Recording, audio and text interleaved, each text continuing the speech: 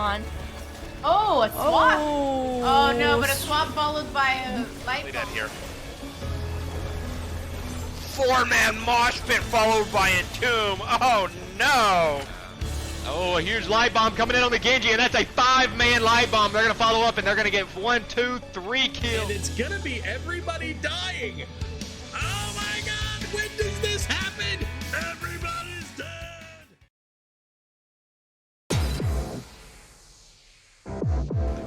Jotsky looking for that damage, finds him on the Diablo. Diablo forced it back out as their health drops low. The Immortal now is at 25% Back down, here. yo, on the Grey Man, give me the first ball. But is it ETC? No, that's Malthael up there, a triple. The line used in the back, catching 3 people on top. That followed up by the APOC and the lurking on. Catching 2, but this time on is going to be the first one. Wow, did you see that mosh pit? 4-man mosh pit, while on a conveyor belt. That was like a regular sushi. There's the lead, catches him in the mud pit. Time trap does pop.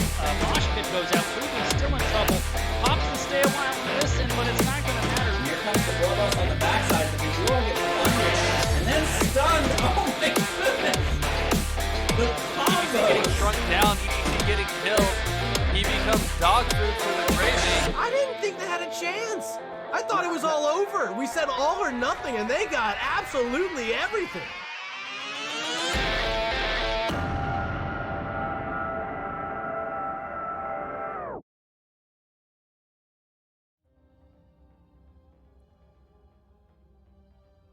Hello, everybody, and welcome back to the Nexus Gaming Series. Tonight, we got another matchup here between Division C West, Clouded Minds, and Roll1Esports. A couple of names who've been around the Nexus Gaming Series for quite some time.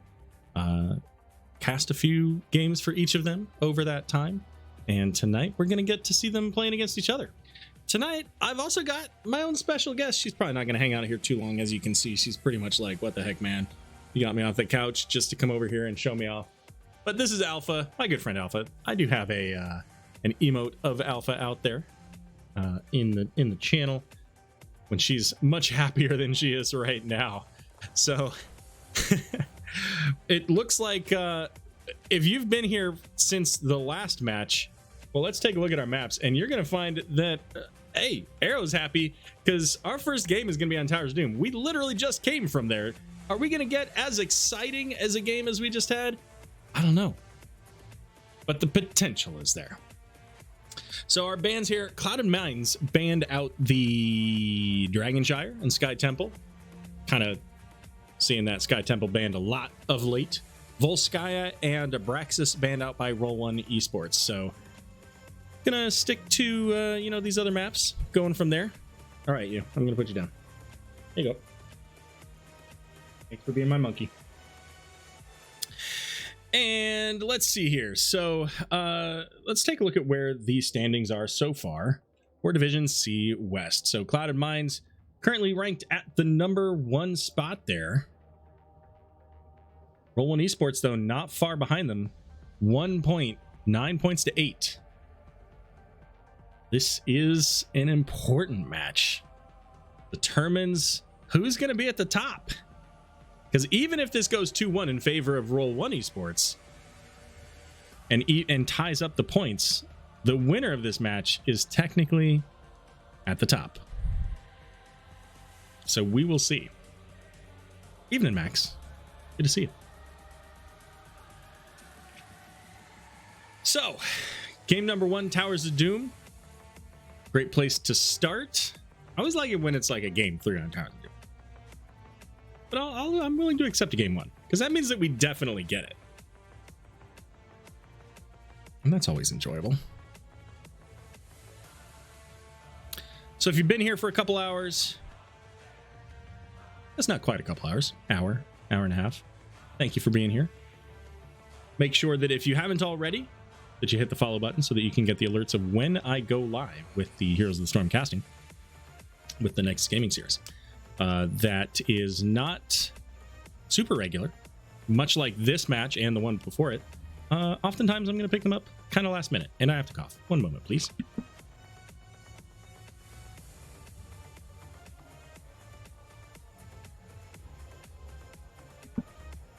Right then. Welcome back. So game #1 is going to be on Towers of Doom here, and we did see like I said, a really exciting match this last game that looked like it was going to go in one direction, ended up going in the other direction with some great shot calling and some fantastic play. So we will see how this turns out for Clouded Minds and Roll1Esports. Sometimes these games are just super fast. Other times, there's a lot to it. I know. It sounds like I'm stalling, because I am. Was just checking to make sure I had all the players set up correctly here too.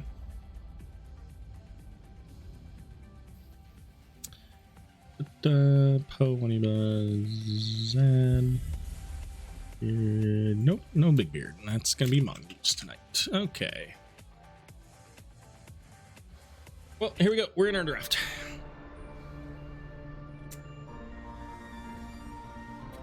Now, aside from the finish there, I think my favorite moment of that last Towers of Doom game was the combination of the Maw with the Mighty Gust into the corner that ended up netting them a triple kill. Those are the kind of plays where you're looking for all of the cards to line up, and it starts with one, and then when everything lines up, you get those kills, and then you just start to put the pressure on, and that's exactly what happened. Brightwing not going to make it into any game tonight, as she's going to get banned on the first ban of the map. And not a big surprise. She has that global potential, does a pretty significant amount of healing, also has the ability to reduce the incoming spell damage, has a bit of a cleanse. So a lot of value that Brightwing can bring. Oh, and by the way, she can polymorph you and make you just sit around and not do anything. Junkrat banned out as well. Again, same kind of things as we've seen in the last game. We've got the zone potential, the poke damage, so Junkrat's a really solid ban. And Johanna's going to get taken out as well. Were these guys just watching? I feel like maybe they were just watching our last game. Or maybe these are just strong heroes to ban out, because that could also be true.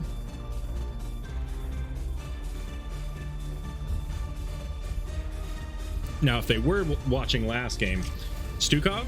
Nope, Tychus. Okay. All right, so maybe they weren't all watching last game. But Tychus is a good one to ban. If you want to take a high health hero like your Diablo, your Cho'Gall, your Deathwing, Garrosh, any of those, Tychus is just going to shred them. He's going to shred anybody, but he does more shredding when you have more health. And those are some of the higher health. Stitches even. Ruffian going to pick up the Chromie. There's that Stukov. So far, we're sticking with it. We are going right back to where we were last game as far as picks and bans. The one exception there being the Tychus. And Lunara's going to come out. So Lunara provides that vision with her Wisp. And also a lot of potential spread damage. Not picked up very often, but at level 13, Lunara can take, I think, the only cleanse that's not on a healer with her Abolish Magic, and the only way you can remove dots. So something like the Living Bomb that Kael'thas can throw out, Lunara can remove that. And also remove a lot of damage if there's a combustion out there. So and it works not only on the target, but also on Lunara. So it can work for two people.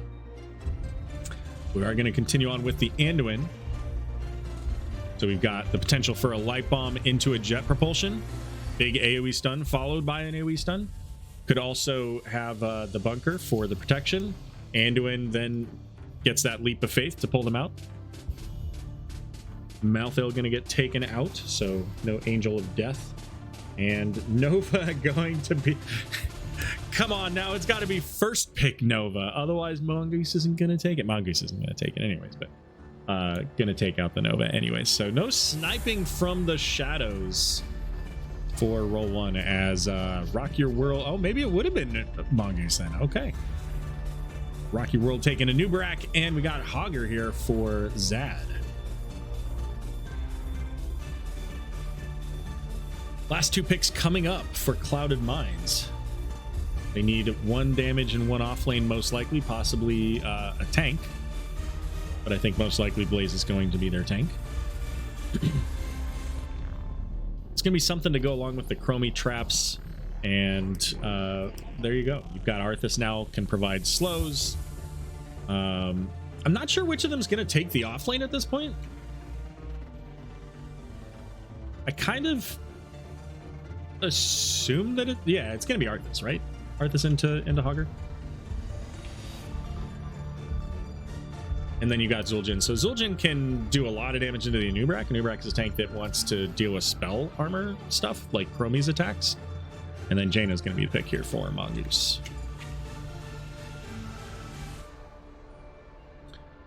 But yeah, anyway, so Zul'jin can do quite a bit into Anub'arak because Anub'arak's health pool is balanced around the fact that he can reduce the amount of damage he takes from spell attacks. So he's got a lower health pool, kind of the different way of dealing with it as Tychus would deal with his percent damage. Zul'jin just says, I'm just gonna sit here and throw axes at you. All right, let's get our poll up if I can get it done quickly enough here. Who wins game number 1? All right, so who do you think is going to win game number 1? Is it going to be Clouded Minds on the left? Or is it going to be Roll1Esports on the right? Let's get our teams introduced here. On the right, it's going to be Roll1Esports. We got Rock Your World on the Anub'arak. Mongoose playing Jaina. Lunar is going to be played by Poe. 1EBA there on the Stukov, and Zad on the Hogger.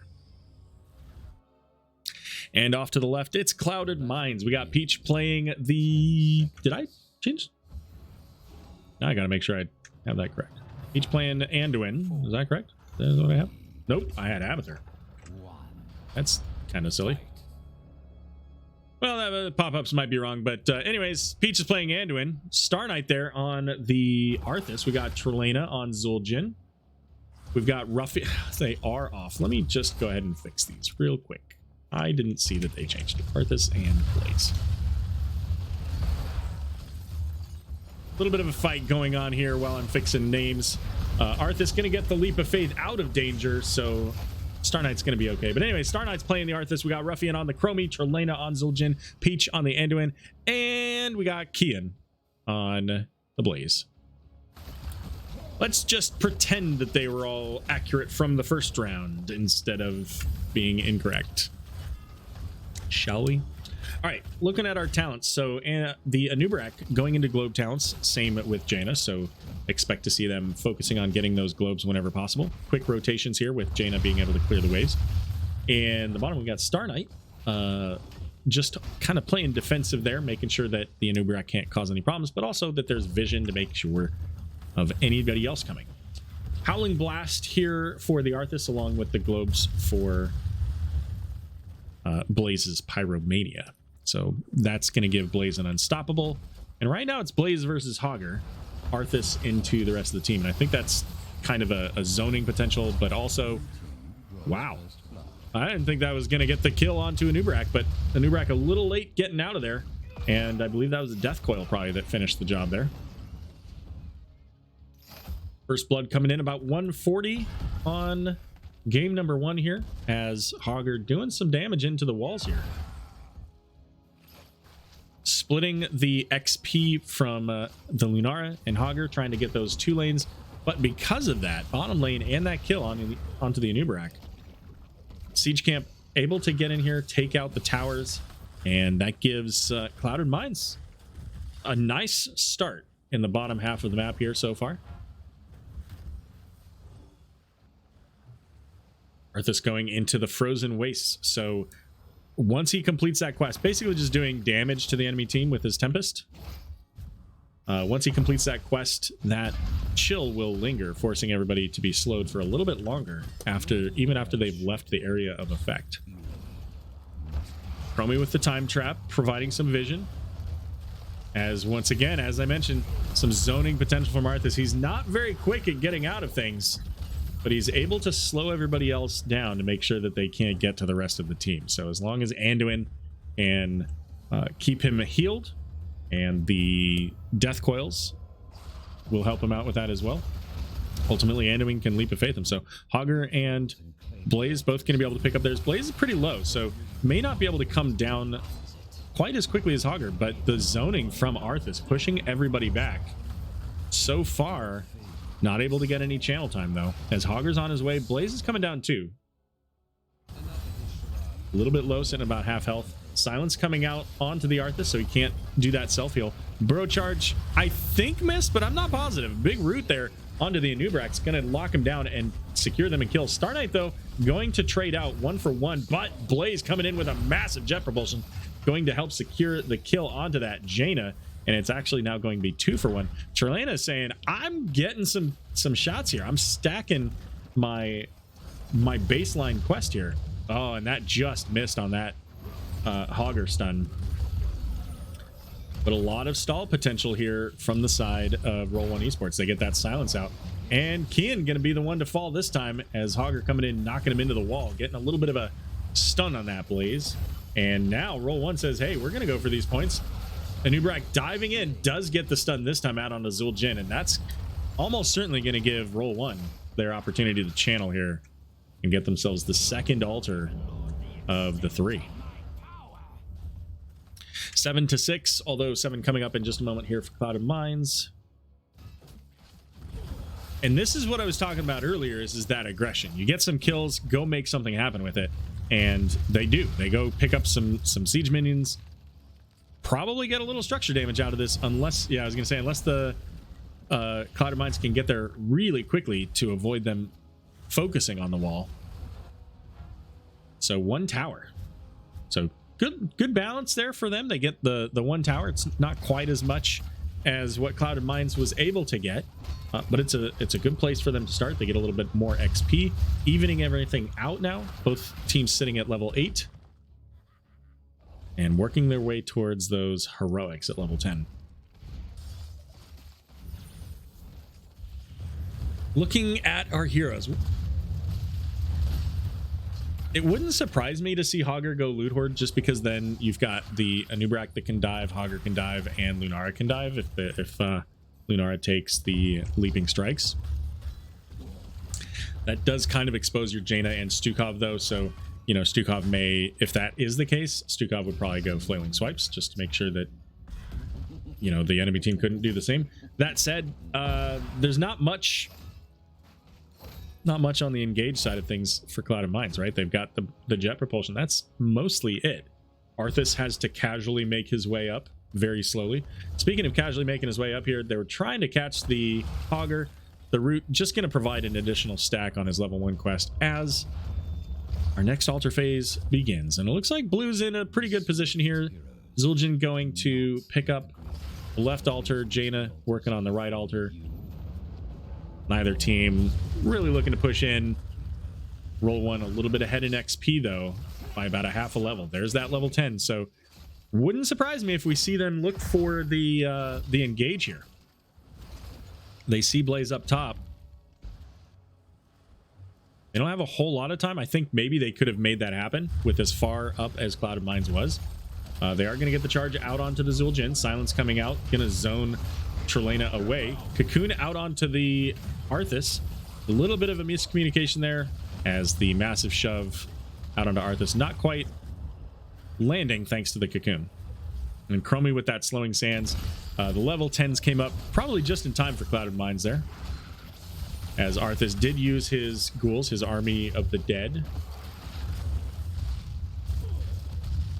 And that ultimately forced Roll1Esports to just kind of accept the stalemate there. Lunara going into the Thornwood Vine, so not going for that dive potential, instead that long range poke, the more consistent damage, but quite a bit of damage. Siege Camp picked up here, gonna go out into the lane in a moment, and that's interesting timing here for Blue. Now they're gonna have the Pyromania popped by Kian, and with all the slowing coming out from Chromie, it's actually Anubrak who engaged that, who's going to fall. Mongoose there on the Jaina going to fall as well with the combination, that light bomb, and 2 for nothing in favor of Clouded Minds. And I was a little bit concerned there for a moment for Clouded Mines because they were coming over to do their siege camp. They couldn't quite start that even before Roll1 was looking to engage, but the combination of that slowing sands and the blaze from above with that stun out onto a Nubrak really locking him down. And since he'd already used his burrow, he couldn't get out of it. And they don't have the leap of faith that Clouded Mines has.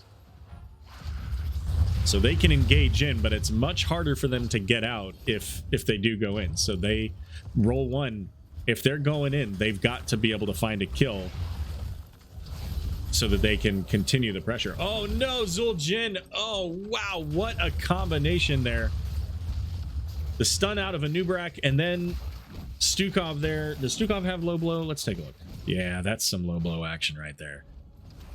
Preventing Zul'jin from using Taz Dingo, being able to survive that for long enough. Ultimately, just a great moment for Roll1, recognizing the Amani Rage, so the reduced health bar on Zul'jin, and securing that kill.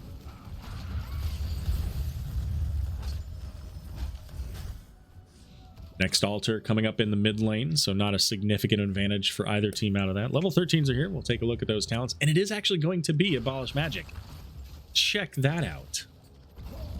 So that's going to help with things like the Arthas route, the Anduin route, even potentially the stun. It also does provide some CC reduction time. So like if you get hit by something, you're on after it's cleansed for 2 seconds, it's just reduced. Nubrak popping the cocoon out onto Arthas, looking on the hunt here, but I think really the Arthas is their target. There's the silence, the stun to keep him locked down, and Anduin can't quite get there.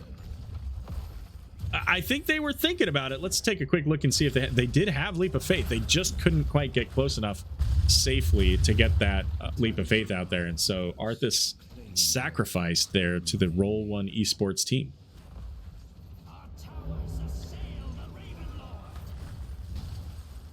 And that's 4 more points. 28-24 on the score in favor here of Roll1Esports. Only 1 altar. Everything pretty even there so far in this game. 5 kills to 5 kills. We're level 14 on both teams. And about to have the first fort go down in favor of Roll1. But check it out. Hogger doing some absolutely crazy amount of siege work here. Mid's already down. Top is also down. And while they're not individually the best forts in the game, they're also not as easily defended. You're going to be focusing heavily on keeping your bottom lane, so you know at some point you've got to have Blaze or somebody go deal with that so that you're not just bleeding points later in the game. They don't really have anybody that's great at doing that, great at taking those towers back.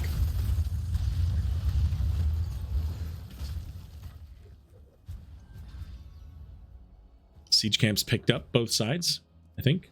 No? Did I miss? When did they do the red one? Whatever. Okay, it was a little while ago. Hogger able to get that second fort. So 6-2 on the altars here. Roll1 really pushing this advantage home. Gets the cocoon out onto Arthas. Dives in looking for the Zul'jin. And they're going to be able to get it. The Leap of Faith just not quite there. And they don't have the double Leap of Faith, so Star Knight having to use the Army of the Dead, and Ubrak's trying to come back from behind here to prevent Arthas from getting away. Does get the stun. Can Arthas make it out just using all of the self-healing possible to get out of there? And Anduin with one last heal. It's not enough. It's not enough, Anduin. He's gonna die. He's not gonna die yet. I did have to coil.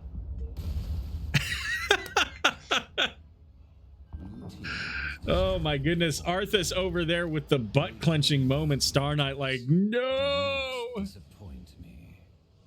Lunara nearly getting that kill thanks to her crippling spores. I think that's the W anyways. Is it? Yeah, Noxious Blossom's the Q. The Hogger's gonna get another camp here and keep that pressure up in the top lane. Star Knight very low. Look at that damage coming out from Jaina. And I mean, if you're Arthas this game, you kind of feel like a punching bag. It's very difficult to get out of anything, and if the rest of your team isn't there to really just kind of burn through the cocoon, or which isn't even, there's not a lot of that, potential. Well, Blaze is going to get stunned here, double stunned as Hogger smashing him into the wall and popping the Pyromania, trying to get that armor just in case they kept going.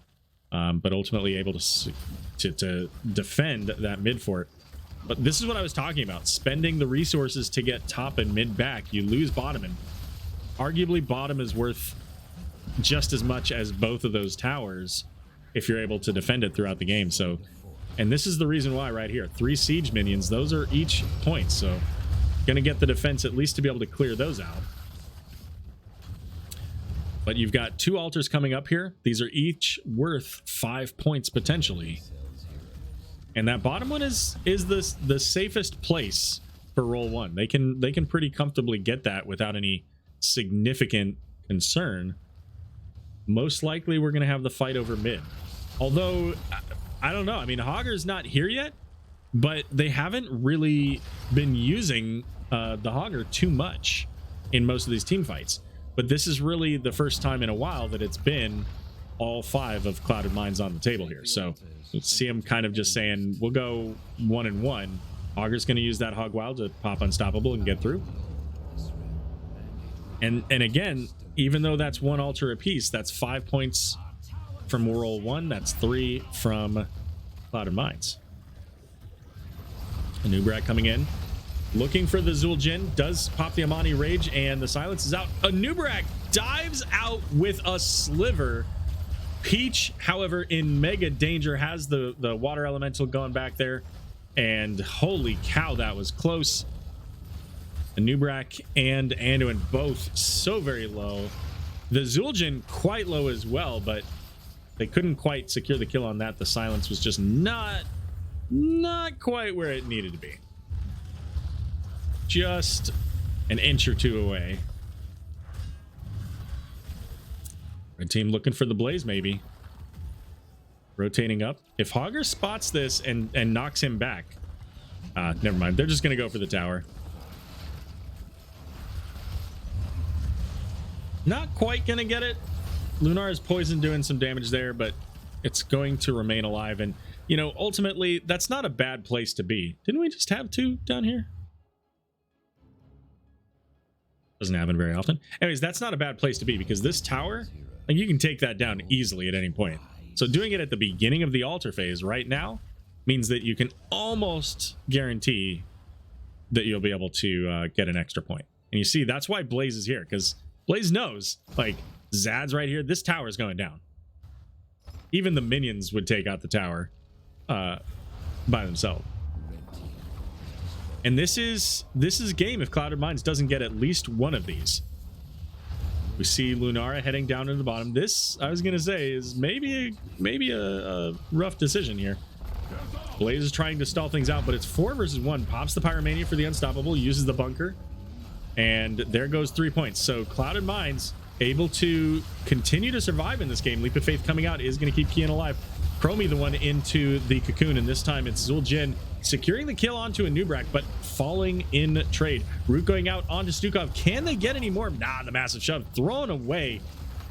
Waniba with the strong arm there. Blaze, however, getting knocked into the wall, and this is not great. If you are Clouded Minds, you cannot afford to lose anybody else here.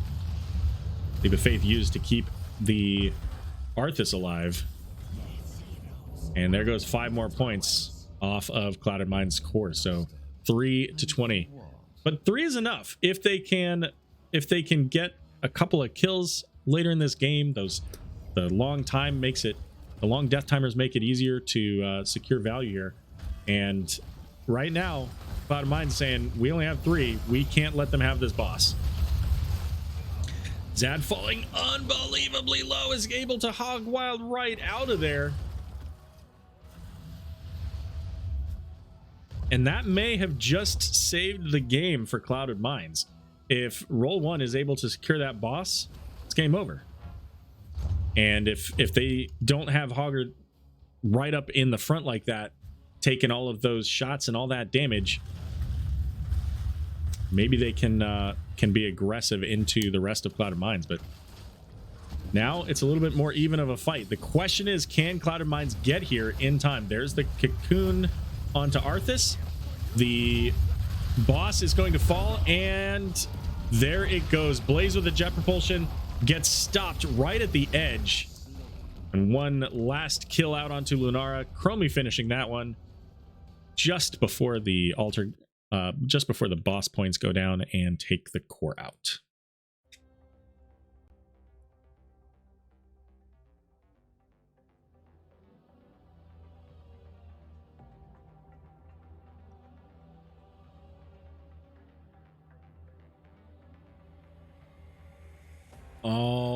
Oops, wrong side. Alrighty, so here are your stats: 7 kills to 8 overall. Damage numbers, Zul'jin putting out some numbers there. Just couldn't quite get to the stage where they needed to be to get that value on the rest of the map. And let's take a look here. The XP, you know, a good 10, almost 15% increase in the XP there for Hogger. Did a lot of work there, but the value came instead from how much pressure that Zad could put in onto those off lane towers, that top tower, that mid tower. So while the team fights were very even, ultimately I think, you know, MVP of this game has to go to Zad. And there was a lot of potential from like the cocoons and isolating and getting those kills.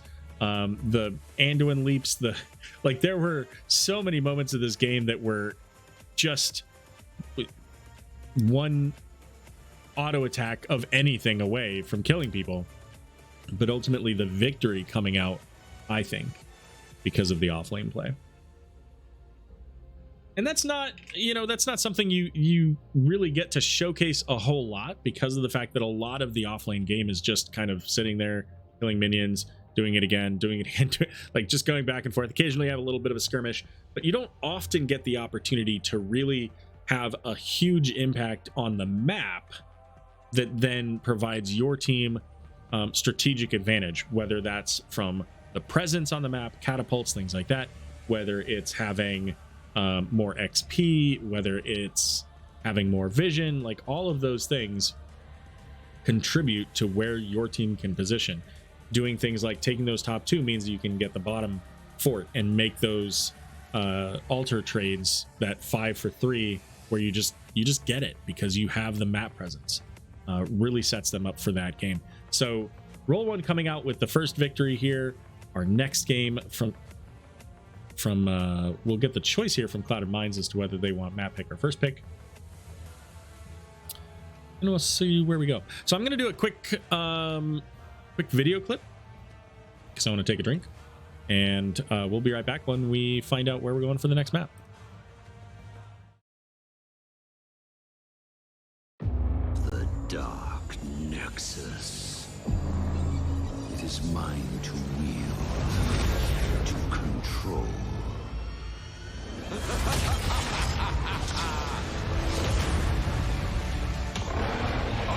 am the World Breaker.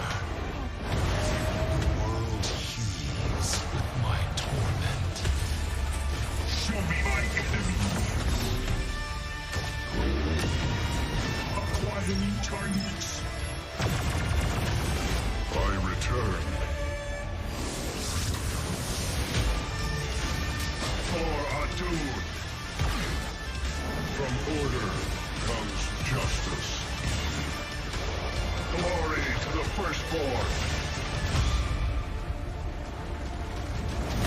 Go forth and slaughter in my name.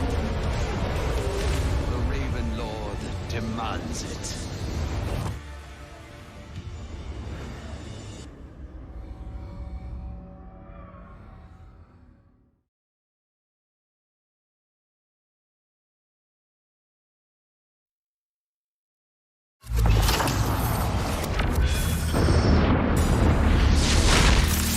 Hey, y'all out there. If you're gonna get through the summer, you need stamina. You need strength. You need Darkest Finley's Bust Your Ass Workout. You want a beach body for the first time in your timid little life? Well, I got the toughest fitness program in the multiverse. but you cannot argue with results. I guarantee I can turn anybody into a rock-solid hero. Looks like you need a timeout. Package Finley plus Jim Package Finley are not responsible for damage inflicted by cannonball, ghost pirates, enemy minions, garden terrors, web weavers, dragon knights, or immortals. Please consult the sport class to determine if plus is right for you. All sales final. As I was saying, I can transform any. Now listen, you know none of this is legally binding, right? Well, it's about summertime.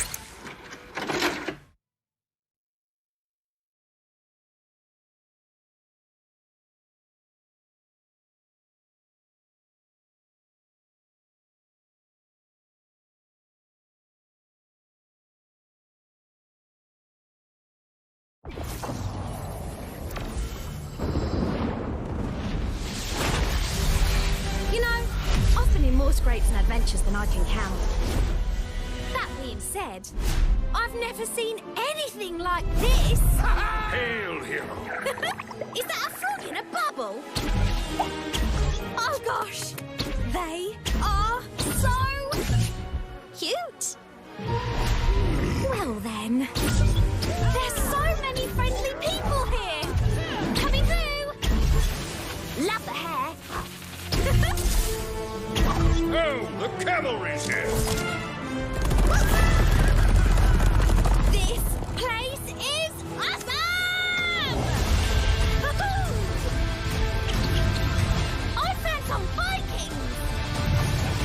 Wow, you're big! The name's Tracer, and the Nexus could always use more heroes. Ah! Not funny!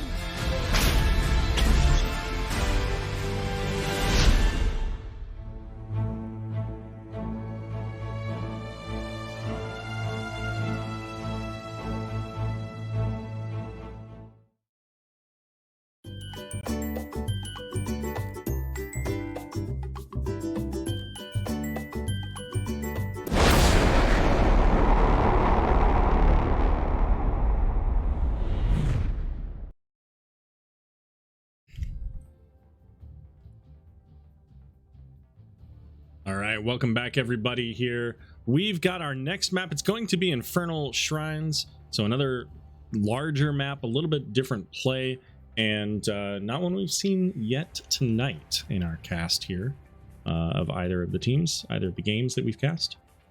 Well, of course not in this one, because you can't play it twice. So that'd be silly.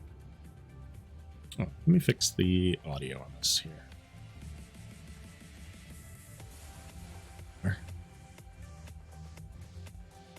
There we go. Now I can hear what you guys get to hear. So Infernal Shrines, this was the selection of Clouded Mine, so they elected for map pick, giving the first pick over to Roll1Esports. So could see some of the same heroes. I imagine we'll see some of the same bans. Junkrat likely to get banned out. Tychus may get banned out as well, because of the shred potential I mentioned earlier onto heroes like maybe Diablo gets brought in here. Brightwing I think gets some pretty good value here too, so wouldn't surprise me to see any of those banned out. But you know, some of the heroes that we saw in the last game too, I mean, Anubarak was pretty effective for them, but I don't know if Anubarak was effective for them strictly because it was Anubarak, or if it was because of the team comp the Clouded Mines has. Right, the Arthas was oftentimes in fact I think maybe every time was the cocoon target, and usually that meant that they could isolate Arthas, push the rest of the team away, and then secure the kill on Arthas. So if you play a little bit more, you know, mobile of a hero with some defensive opportunity, like, well, the Janna was banned, but you know, having the unstoppable, maybe even having Blaze as the main tank in that case, which is what I thought they were going to do originally. Then you know, maybe that works out better for them because he's got the bunker, he's got the stun that can block everybody off, also has the unstoppable and armor from his Pyromania. So you know, I mean, Arthas has the Army of the Dead, so that can help him survive. So we'll see how that balances out. Stukov, another strong hero, really helped them to secure a few of those kills. So that could happen. But like I said, Hogger was the MVP. Hogger gets some value here too. Maybe not quite at the same level potentially. And that'll kind of depend maybe on what you take for your offlane. You can change one map objective to another map. Which would you change and why? That's interesting. It's going to take me maybe a moment to kind of think about that, but I'll see what I can come up with. As mentioned, Junkrat taken out. No surprise there.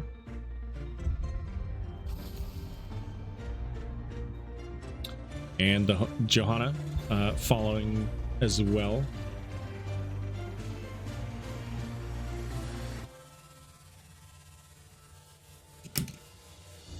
I almost feel like maybe like so many of the objectives are very similar in their kind of their count, how you generate them in whether it's, you know, Garden of Terror or Cursed Hollow. Yeah, things like the Spider Queen, a little bit different, but a similar concept, right, of a building up over time to getting that objective. I think one of the different ones though would be the now I just forgot what I was the Volskaya. I like the concept of Volskaya's objective just in general, and so having something like that where you can have a vehicle, you know, maybe it doesn't require two people, I don't know, like the Dragon Shire, you know, could find more function, but I don't know where I would put it. That's kind of the challenge, is that all the maps have been kind of designed around that. Stukov's gonna get taken out. I thought he might. And Vala going to be picked up first here, so giving them the PvP damage there with really just about whatever version of Vala they want to go for. If they want to go for multi-shot, a lot of heroes are going to be stacked around the Skeletal Defenders. If they want to go into auto attacks, well, again, a lot of heroes are going to be there, so they can stack those auto attacks on them. So I don't know, you know, where I would put any objective, because it would just be, you know, you'd either have too similar of an objective going down a similar map, something like, you know, Garden Terror having the cavalry objective, for example, is very similar, or it just wouldn't fit. Like Garden Terror doesn't feel like it would have a good way to use Volskaya's protector, for example. So I don't have a good answer for you. Sorry, Ice. All right, so we've got the Vala for Poe, and then we've got a Nubarak and Deckard. So again, another potential lockdown there in the form of the Cocoon. Plus, you could have a stay a while. You could use the Lornado to isolate that way. You could have the Roots follow up as well. So I mean, a lot of potential combo out of that Deckard and Nubarak. May and Jaina, however, on the other side. So May does have a little bit more defensive utility and can get out of danger where Arthas might not be able to. She's got the Unstoppable on her Cryo Freeze, also heals up with that. She can make use of her ultimates to force the enemy team into unfortunate placement if they go with something like the Avalanche, or can set up plays with the Ice Wall. And then, of course, Jaina, we're going to see switching sides. Maybe one of the more important things, though, is that May's Blizzard can break the Cocoon pretty quickly. So can Lucio's auto attacks. So going to see Lucio skating around the Infernal Shrines here. Kian going to take Malthael, which I believe was banned last game. Instead, taking out the Imperius this time.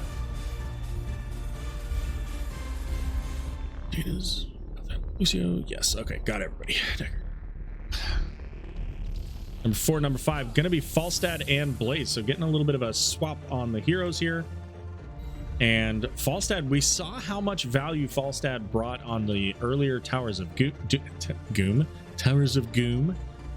game. So could see that Mighty Gust providing some high value here, but also the global potential, being able to get around the map and help the offlane if they want to get a quick gank. But there's the return global in the form of Deathwing. And really, you know, Falstad and Vala both have the potential to do a lot of damage into a Deathwing, but they don't have a whole lot of health. So a really strong front line here out of Clouded Minds. They can, with the Deathwing, they've got the potential for a fear, although Blaze can unstoppable that, but not really anybody else. Falstad can't Mighty Gust Deathwing away, so ultimately if Deathwing wants to be in the face of a Deckard who just did a stay a while, he's gonna stop. And that can be a really strong tool to help to make sure that if the stay a while comes out, if the cocoon comes out, that it's either broken quickly or that there is defensive potential there. Let's go ahead and what are results on that game? Cloud of Minds won the poll last game. They did not win the game though, so let's see what you guys think for game number 2.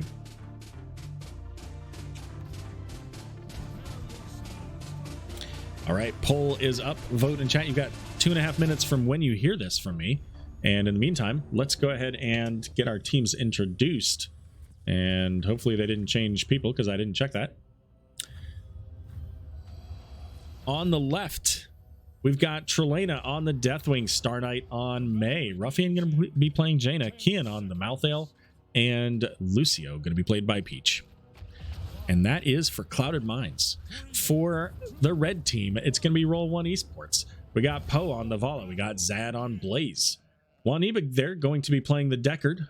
Mongoose on the Falstad. And Rock Your W on the Anubrak. Anubrak this time switching to the additional spell armor on his shielding. And that makes a lot of sense. You're going into Jaina, you're going into Deathwing, into Malthael. A lot of spell damage from those targets. So it makes sense to have that additional damage reduction. Falstad going into Boomerang, so able to eventually get more consistent damage from his long-range attacks there. Sorry, Gathering Storm. Jaina sticking with the globes so that she can get the increased mana regeneration, but also once she completes that, that's additional critical damage. So anytime she hits somebody with those chill effects, it's going to be 10% more damage when she does her additional damage, when she does her additional spells. I'd change Sky Temple's objective into Blackheart Base. I was thinking that it would be something like that too, Ektar. I was like, it's going to be the maps that people don't enjoy as much and aren't necessarily designed in a great way. So there you go. Good call. Let's go. Team Peach says Ewok. As both teams going to head out the mid siege camps. Blizzard gonna land on the Deckard, and with the additional Blizzard from Jaina, a little bit of icy hot there with the Jaina and Deathwing. That's gonna be first blood. About the same as game number 1. Game number 1 was about 1:40 if I remember right. Game number 2 about 1:50. Malthael trying to skate away from the damage dealers of Roll1Esports, and does so. That gives Clouded Minds the bottom siege camp, which ultimately isn't going to get a ton of value, but you know what? It's a little bit of XP that you can compound with the fact that you got some XP from the kill. Shaman Camp's going to be going out for both teams here soon, and this time it's Roll1Esports with the vote in their favor. We'll see if chat continues with their 0% win rate tonight. Blackheart's objective isn't inherently bad. Well, yeah, true. Yeah. And the fact that it doesn't quite function entirely properly. I was going to say, so they know that Anubrak's there, because that's not all bush. Or steam vents in this case. They call the ping, so they know he's there, so it doesn't really matter, because Deathwing's not afraid of an Anubrak.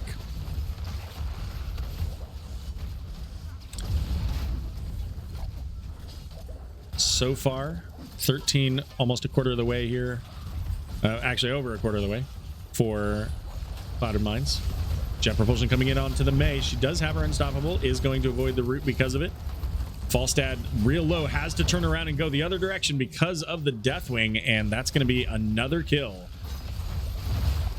Could be another one here in a moment. The Blizzard landing the stun, and that's going to be Blaze falling as well. So 2 kills in favor of Clouded Minds, giving them level 7 and very likely the objective. This is going to be an Arcane Punisher coming in top lane here. Arcane Punishers went from being the top Punisher to kind of the weaker Punishers in the early game, at least. But May's got the ability to shut down structures. It's only 3 seconds at a time, but 3 seconds is pretty close to an eternity in Heroes of the Storm. Speaking of 3 seconds, the leap over the wall onto the Anub'arak. I don't even think that's 3 seconds, probably like 2 seconds, but it feels like forever. And if that wall was already down a little bit more, we already had the Deathwing damage coming out. A little bit more damage, and Anub'arak's not in a great place. You see May skating in to try to take advantage of that jump. But ultimately, they're just going to get a 4th. And how do they get that? They get that because of the fact that they got a couple of kills and were able to keep the pressure on so much at the beginning of that. Blaze a little bit behind in the rotations because of all of that, but ultimately able to get into the bottom lane here. Malthael keeping things up, has the movement speed out of that level 1 on a Pale Horse, allowing Malthael to just get around the map super fast. And because he can clear the lanes pretty quickly as well, that does keep him ahead of Blaze pretty regularly on the XP. Level 10's coming up very soon for Clouded Minds. You can see maybe they were kind of thinking about, should we or shouldn't we consider going in on the siege camp while everybody's there, but when you're that close to level 10, you just wait. Get that level 10. Get that heroic ability, and then you go look for a fight. With Malthael here, that's exactly what they're looking to do, but Roll1Esports says, we get it. We know. We don't want you to do that. Now keep in mind too, Lucio came down here to protect the Deathwing. Lucio can't heal the Deathwing, but can certainly come by and provide some support, right? Knocking people away with the sound waves. And really, probably more importantly, the threat of the rest of the team. Like, the rest of the team wasn't there, but Lucio showing up means that if you can't see the rest of the team, they may be right there, and you have to kind of expect that they are. Anub'arak looking for the Malthael, and guess what? That jet propulsion follow-up absolutely deleted. Didn't have time to make it through the stun. Did get the ice wall, but it wasn't quite in time to save him. And just a couple more ultimates thrown out there for good measure. We had the Cataclysm coming out from the Deathwing, and of course the Lornado from Deckard. And that's kind of what I mentioned earlier, was the combination of the CC effects may be enough. In this case, it was Malthael, and we'll see if Malthael takes the Unstoppable. I think that's at level 13 to try to help prevent that. Danger ping's going out. They know they're there. Speaking of Unstoppable, Lucio there with the high 5, so he can help with the prevention of any of those stuns onto his teammates. Can provide it to himself as well, but only he's got to give the high 5 to get the Unstoppable. So there are a few different ways that can work negatively for Lucio, like if he's trying to high 5 into, say, a Malfurion route. Now that's interesting. Stardite checks the one bush. They don't know that Anub'arak's there. There you go. So Peach checking it, going right in, face checking that bush. In this case, not enough from Roll1 nearby. If enough of the team's there, then that Lucio's just cooked. Once again, the advantage for Clouded Minds going into the Shrine Defenders here. Zoom out a little so we can get all of the action. But right now, it's basically just trying to get as much count as possible. Here comes Ice Wall. Is not going to land on anybody. Deathwing's entire Molten Flame going to burn through all of the Fury that he had. But here comes the Fear's not going to land on anybody. Just a little bit too far away for the Bellowing Roar to get any fear out, but Cataclysm and just the general threat pushes the rest of Roll1 back. But with the score evened out here, big stun coming out onto the Blaze. Yes, the Blaze. That is a fantastic kill here for Clouded Minds. And I was gonna say, I didn't think Malthael was near enough to get the last rights, but that's gonna give them the second objective of the game. Level 13s here for Clouded Minds as well, so they have a little bit of advantage. Anub'arak making use of the burrow charge to get away from the Punisher as it was trying to leap over. And of course, Frozen Punisher locks down the structures. So between Mei and the Punisher, these structures are going to take a lot of free damage. And really, Roll1 doing the absolute best they can to try to just keep the Punisher away and engaged with them instead of the fort, but they're still going to lose that fort. And now Anub'arak's kind of in a rough place, cannot just walk past there. Dives in, going to get stunned this time, does get rooted as well, and the ice wall going out onto the backside there, but a root coming out on Mei might be enough. Falstad's gonna jump in with the Mighty Gust. Cocoon going out onto Lucio, so this is the time if they can make it work. They do get that kill thanks to, I don't know, just a whole bunch of stuff. Vala ultimately getting the credit for the kill. You know what, though? I mean, if you're Clouded Minds, that's a fair trade. You lose your Mei, but you're 2 forts up so far in this game and on your way to level 16. And some pretty high value talents coming up here at that 16. Lucio's going to get the potential for more healing. You've got Deathwing, who could either go into the Conflag for more damage or could get the Elementium armor and help to provide additional defense to himself.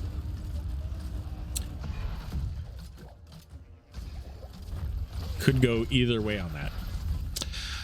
Let's see. Malthael going to keep the pressure up in mid lane with just the one siege guy. He's out there doing his work, doing his duty day to day.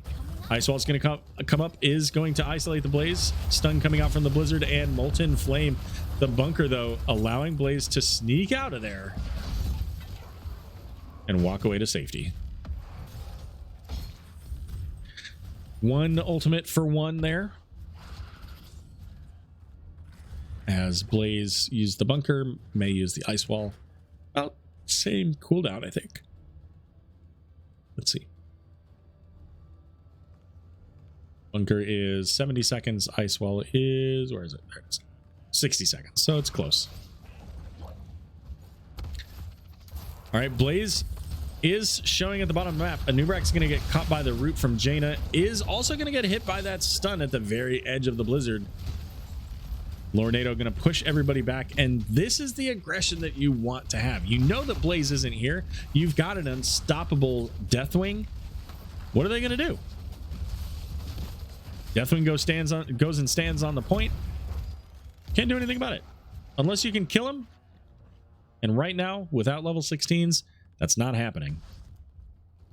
Now, when 16s get here and Vala can now Manticore her way through half of Deathwing's health in a matter of 5 seconds, maybe that changes a little bit.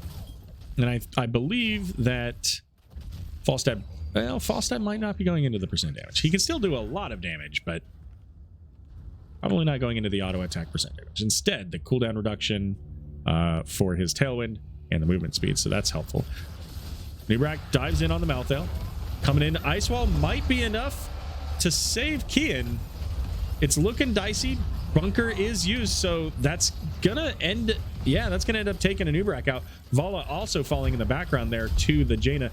Blaze, one more here, and now the question is, can you actually start getting some value right here? You're gonna get this Punisher. Can you take out this wall so that you can just walk through that fort? And instead, it looks like the call is to maybe get the siege. I don't think the siege camp's all that important. I think you should be working on the wall. Just saying, that's my opinion. I mean, the fort's going to go down either way. It's just that it'll take less damage and get there faster. Siege camp could have been picked up by, I don't know, Malthael. They'll have 2 siege camps going, though. And the siege camp won't last very long. I mean, they've got Vala, they've got Falstad, so they can burn through that pretty quickly. This fort pretty much just toast either way. So it's just a matter of how much health the Punisher is going to have by the time it gets to the keep. and whether or not they can take advantage of the leaps and get some roots, some stuns onto some targets there.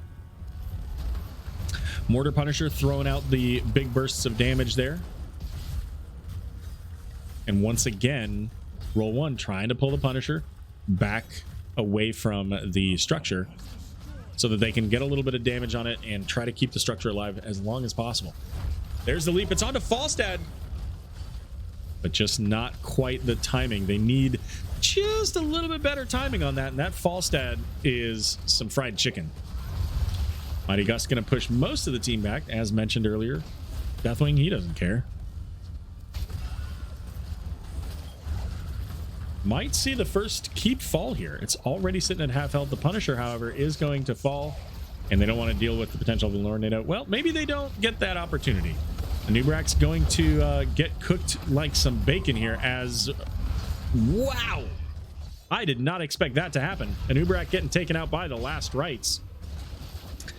I thought with absolute certainty that the half-health Anubrak was going to be able to survive through that, but there was enough damage that came out after that that just brought them down enough for that last rites to secure the kill.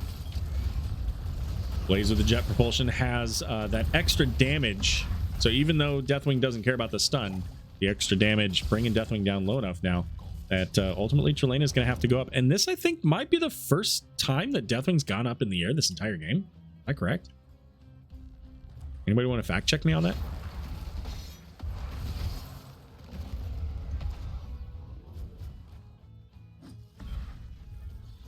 We might see ourselves a game 3. Clouded Minds is playing a very strong game, and Roll1Esports has not had really the potential to get the kills that they need to make it happen. They haven't been able to find the skeleton key to break through.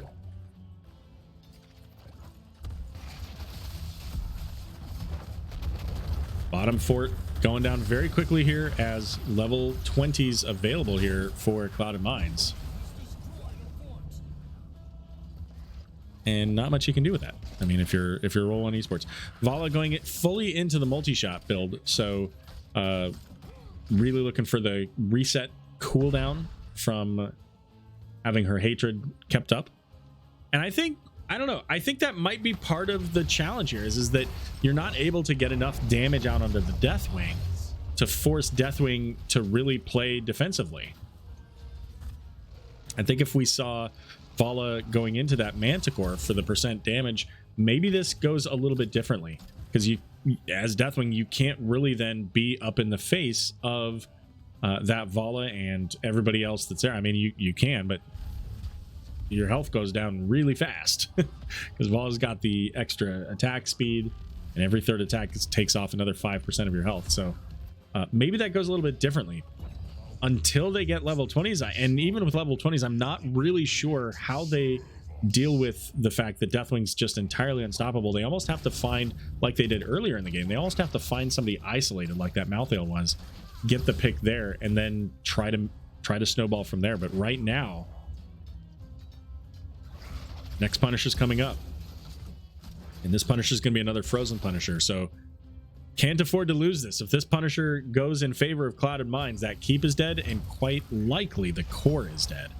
But the good news is level 20s are here, so one of those factors could be a Mighty Gust with that wind tunnel, and that's the main thing I think that Roll1 has in their favor is that Mighty Gust. If they can isolate enough of the team with that, maybe they can secure a kill or some multiple kills.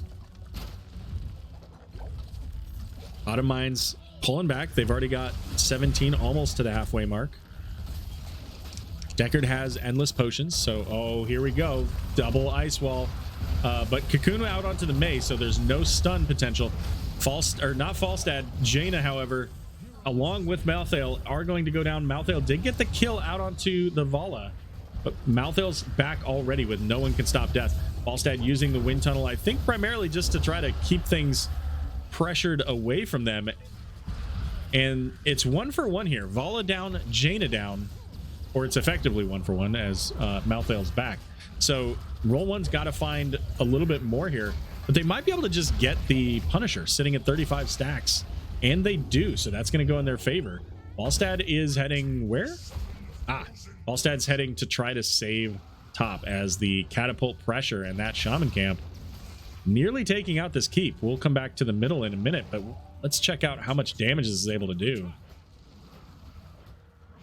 Keep in mind too, we got 3 catapults in the bottom lane, so Volstad may be able to save this keep, but next up on the agenda is getting down here, because 3 catapults will end the game if it's not dealt with. So keep an eye on the bottom right of your screen there on the minimap to see how that goes. Vala's back up as well, so those should go down. Now, Deathwing is very low here and only has the 1 armor plate. Punisher's going to get the stun out. Here comes the rewind from Anubrak, but they're not able to secure the kill onto the Mei as quickly as they would have needed to make that happen.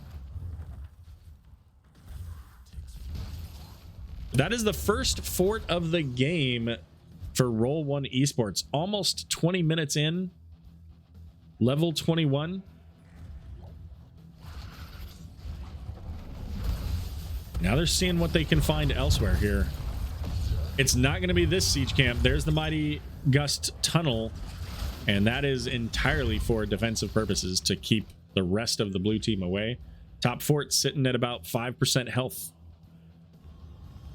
Not a whole lot that it would take to take that down. Anubrak playing the defense here, making sure just to be mindful of where Clouded Mines is and whether or not they're going to be coming in. And we do see, here they come. They spot out the Anubrak. They don't want to go into that siege camp.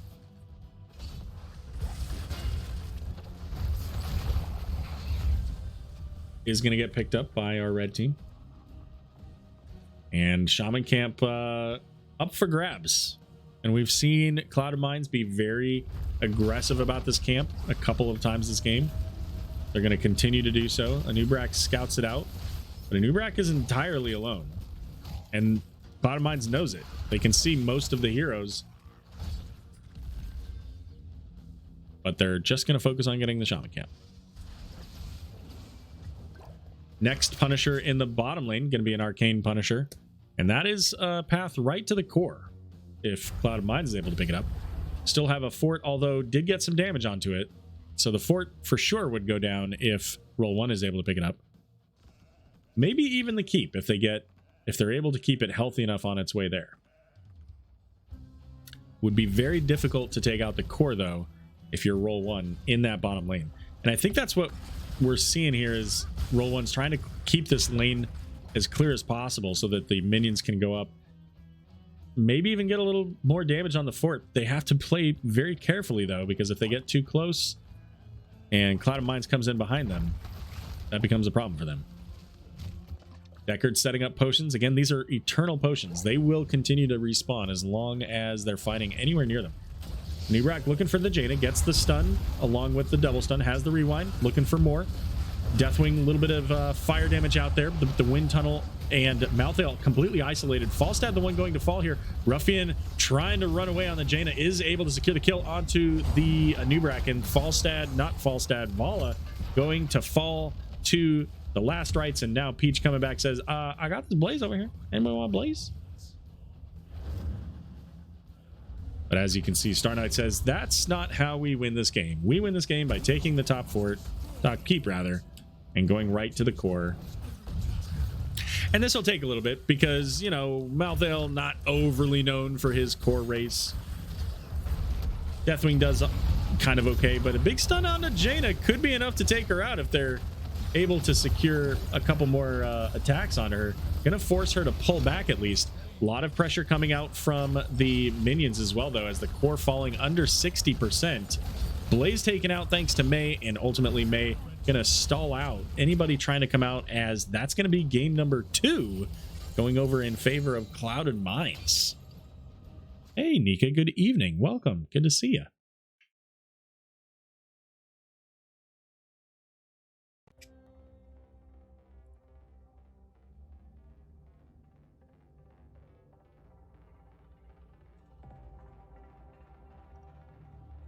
Last game very back and forth as far as the kills.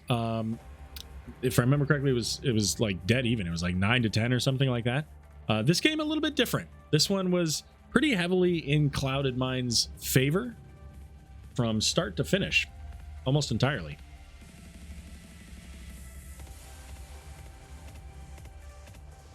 Get it, OGCM?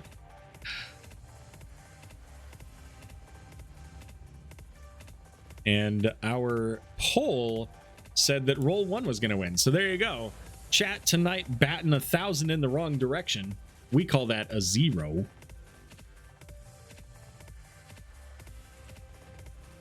Weenus, thank you very much for the 169 bits. Good to see you, my friend.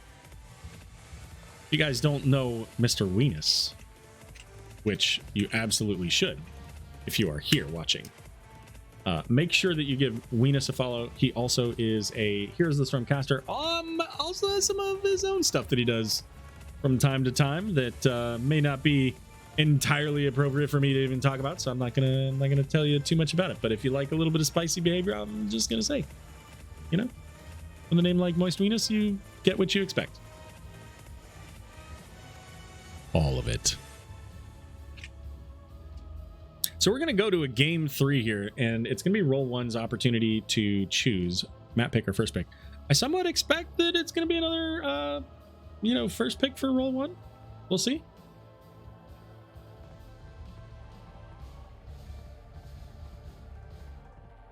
May not be. Could go either way. Let's see. Let me go ahead and write down what we had here on that game. So it definitely felt like, yeah, absolutely. Thanks for, coming around, Nika. I appreciate you being here. I hope you have a great night. And yeah, you're traveling back from the East Coast to the West Coast, I imagine, at some point this weekend. So safe travels. Thanks for being here. I appreciate it. So 1-to-1 on this setup here between Clouded Minds and Roll1Esports. Game 1, like I said, the fights were fairly even, but largely in favor of Roll1 as far as the macro play. And again, like I said, that was mostly because they were able to keep the pressure on from the Hogger. Game 2, though, a different story. The team fights, the map pressure, constantly in favor of Clouded Minds. So we've seen both teams have had really strong games, mostly when their macro play has been on point. So depending on kind of what I'm assuming again that Clouded Minds is going to be the map pick. But they have been map pick, right? Am I just crazy? I'm sorry. The other way around. Roll1 has been the map pick. Sorry, my bad. So yeah, okay, interesting. So depending on how they want to address that, I think Roll1 probably wants, if they're going to take map pick again, then I think they probably want to take another macro heavy map and try to take advantage of the value that was created from their offlane in that first game. So we could see something like Cursed Hollow. We could see what was banned.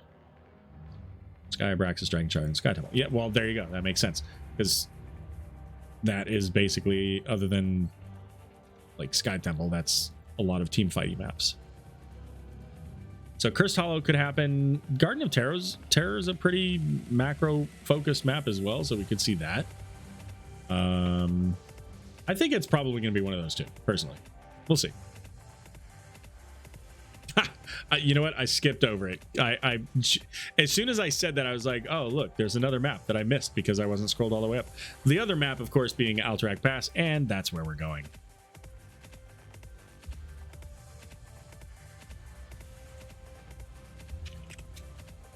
Did I miss that? Did they post that? No. It's the first time it's posted. Okay, just making sure. All right, so maps.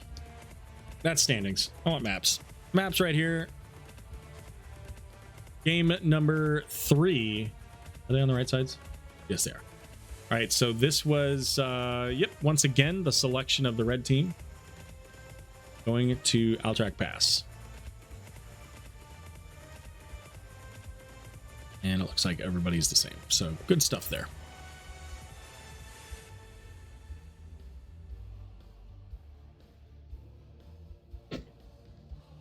All right, looks like we have one player AFK, so I'm going to take this opportunity just to catch my breath and show you guys another short clip here. And then as soon as our teams are ready, we'll come back and get game number 3 going here. So we will be back in just a moment.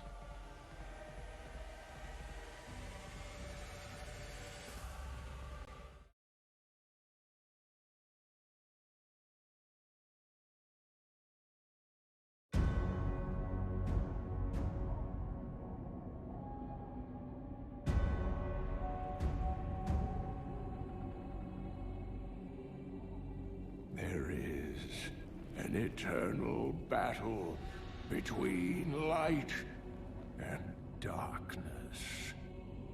The high heavens and the burning hells.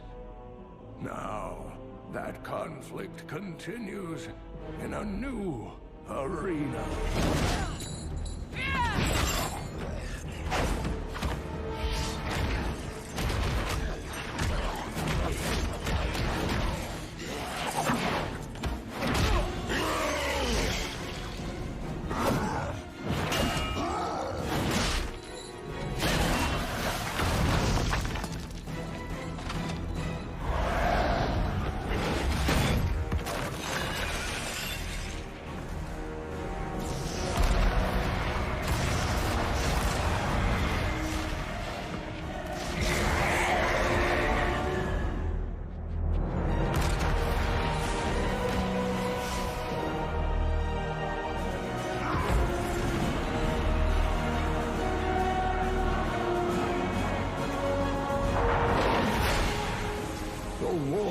For the very heart of the Nexus is about to begin.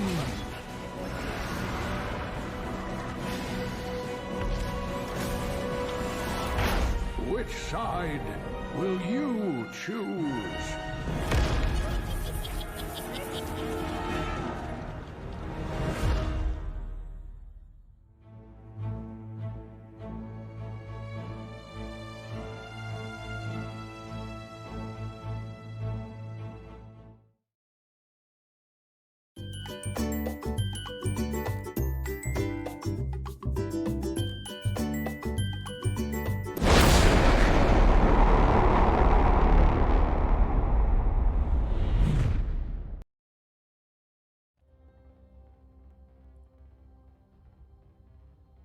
All right, game number 3 is going to take place on Alterac Pass.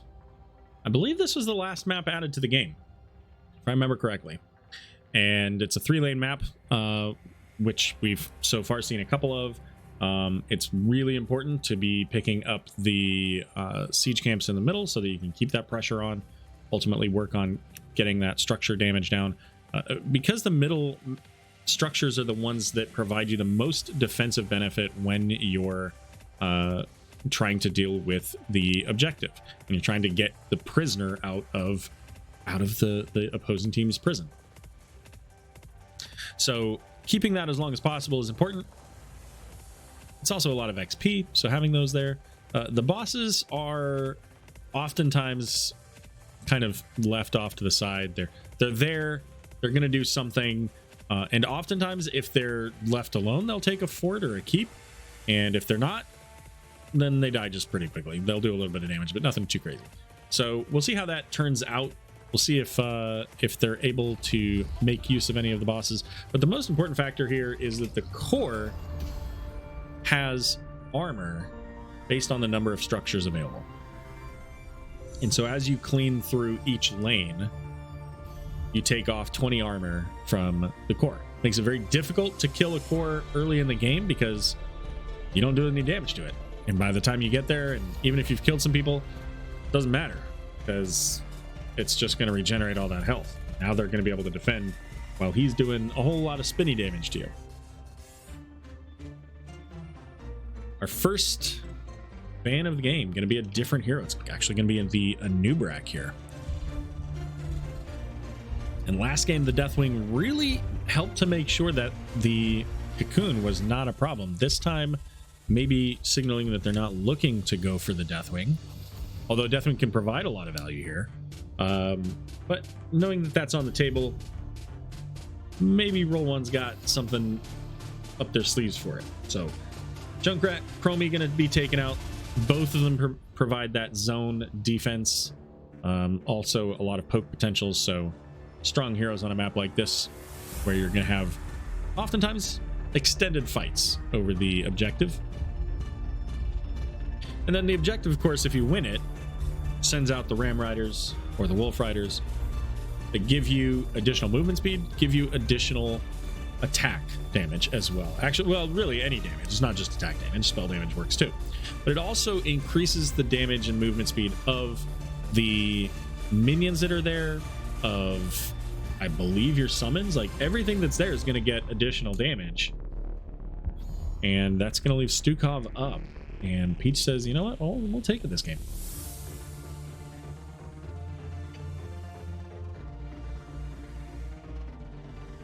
Stukov gets a lot of value on this map too. Zad gonna take the Hogger. I'll be surprised if we get as much value. I don't think that the lanes quite work as well for what Hogger was able to do in game number 1, but still has a lot of the team fight potential, right? The knockback, displacement, the stuns, Loot Horde for engages, or potentially the Shockwave as a line effect stun. And then we're gonna get Anduin. And we saw Anduin earlier with the Leap of Faith value. Even prior to that, we had the Towers. Actually, I think both of the games of Towers Doom had Anduins on them, but you know, certainly more effective in one game than the other. But Anduin's able to get you out of danger. So if you're in a silence puddle or something, well, Anduin can pull you out. Long range poke is going to be coming in the form of Li Ming with her arcane orbs and arcane missiles. Just saw the Eternal Conflict video, which was all about the Diablo. Although that was well before Li Ming was in the Nexus.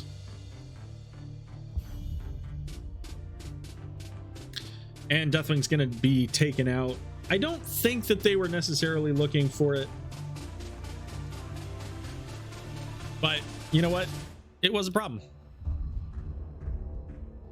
And whatever draft Roll1Esports is looking for, they felt that it would continue to be a problem. So taking that out. And plus, with Skyfall for the Deathwing, you can use those meteors to interrupt the channel on the prison camps. So it's not a big surprise to see them getting rid of Deathwing, even if there's a chance the Cloud of Mines was going to go for that. It opens up it opens up doors for you. It closes doors for them. So it's a good ban. John is going to get banned out as well. So instead, we're going to get an ETC and Lunara. So we saw Lunara was pretty effective on game number 1, able to provide a lot of damage from those poisons.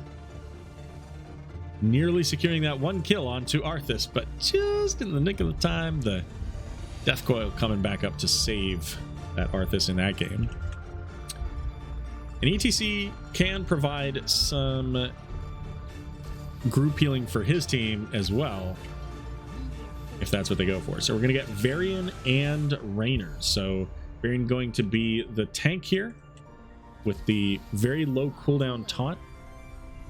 Raynor with basically just that poke damage. And we saw it earlier, the ban out onto Nova. This time, Nova's going to make it into the Nexus. Don't see a whole lot of Nova. I'm going to forget the names of pretty much every ability she ever uses. But there are your teams. Let's get our poll in chat. Who do you think is going to win game number 3, everybody? Who takes the crown of Division C West for week 4? Is it going to be Cloud of Mines? Or is it going to be Roll1? Chat, I don't want to suggest that you have the skills of prophecy here, but so far it's 0%. So whichever team you vote for is probably going to lose this game. So there you go. Just saying. All right, let's get the teams introduced. for game number 3. This is it. On the I didn't check to see if they moved. Oh well. On the right, we've got Roll1Esports. It's going to be Anduin, played by Wani, but we've got Zad there on the Hogger. Once again, Rock Your World on the ETC. Mongoose going to be playing the Nova, and Poe on Lunara. And over to the left, it's Clouded Minds. We got Trelena on the Rainer. We got Star Knight on Varian. Each going to be playing the Stukov. Kian there once again on the Malthael, and Ruffian playing the Li Ming.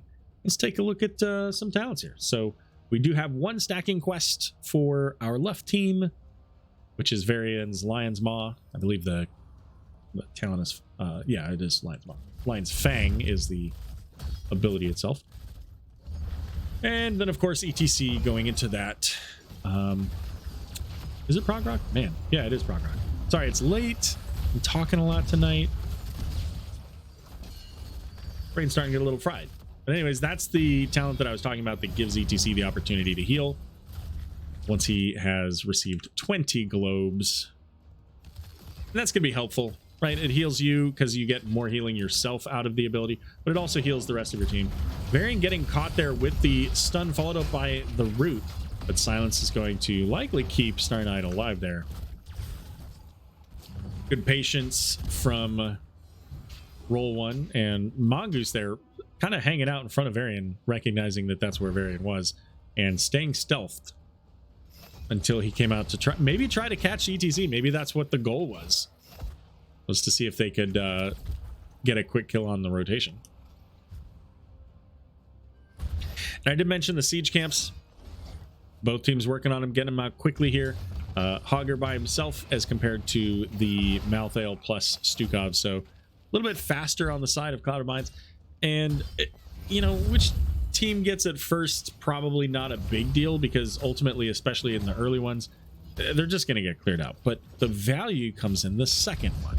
And so having it done earlier means that you can go back and send out your gnolls while that first prison camp comes up. And that's where the siege potential comes in. So Varian's going to charge up there onto Hogger, but he doesn't have taunt yet, so nothing to be done about that. Let's take a look at what's going on with Nova up here. Oh, there's nothing going on with Nova, just getting a snipe stack. That's all we're doing. Gathering the XP that's there and rotating down here for Roll1. Meanwhile, Clouded Minds just kind of committing to being spread apart, gathering the XP as they can. And here we go with the first objective of the game coming up. It's going to be in the top half of the map. So from a defense perspective, this is a little bit easier for the blue team than for the red, just because it's closer. But it looks like Rainer did not stay close enough to his wall, and having the rotation down of 4 members of Roll1 able to secure them a kill. Peach over here getting started, and as you can see, it's already up. Zad having to wait to get started, so might make a difference. Nova's going to pop out a couple of holograms to tank the minions as she's going to try to secure the camp, but minions doing a little work there. And then the minions provide vision. That's probably their most important factor here, allowing for your team to be able to see within that range. But since they couldn't see, they couldn't get Stukov's silence out there. And Lunara, that leap of faith just in the nick of time. Also, Nova from behind probably putting a little bit of fear into Peach to make sure that they couldn't lay down the silence that ultimately could have killed Lunara. 6 seconds taken off the 30-second timer here in favor of Roll1. And siege camps meeting close to the wall of Roll1, so probably a little bit more value in favor of Roll1 because the towers are engaged there. So eventually, I think that the red siege minions there are going to take that, and it looks like that's exactly what's taking place there. Varian's going to get stunned into the wall. ETC trying for the power slide, couldn't quite get there, but it's actually Poe on the Lunara, who's so unbelievably low, almost single digits. And that's going to give Star Knight the channel here to get started for the blue team. Now, again, siege minions in the mid lane providing a little bit more pressure for that minion wave. pushing that up. So we'll see how that goes. 7's here for Roll1 though. Big stun onto 2, and it's going to be 1 kill onto the Stukov, probably a second on the Varian, and that is huge play coming out from Roll1. Big stun there from the Hogger to make sure that those 2 got stuck, and now Roll1 able to start the channel on their side once again. They stalled out the Clouded Mines channel, and very likely should be able to complete the channel and get the first objective of the game coming up here. Malthael and Hogger both heading off to pick up their siege camps again, and this is going to be really valuable for Roll1 because they're going to be able to have that along with the Ram Riders. And the best part about the siege camp is that they provide a stacking armor debuff. You see that there in the red on Hogger, up to 20 points, and that stacks on structures. So bringing that along with your cavalry can really bring the structures down in an unbelievably short amount of time.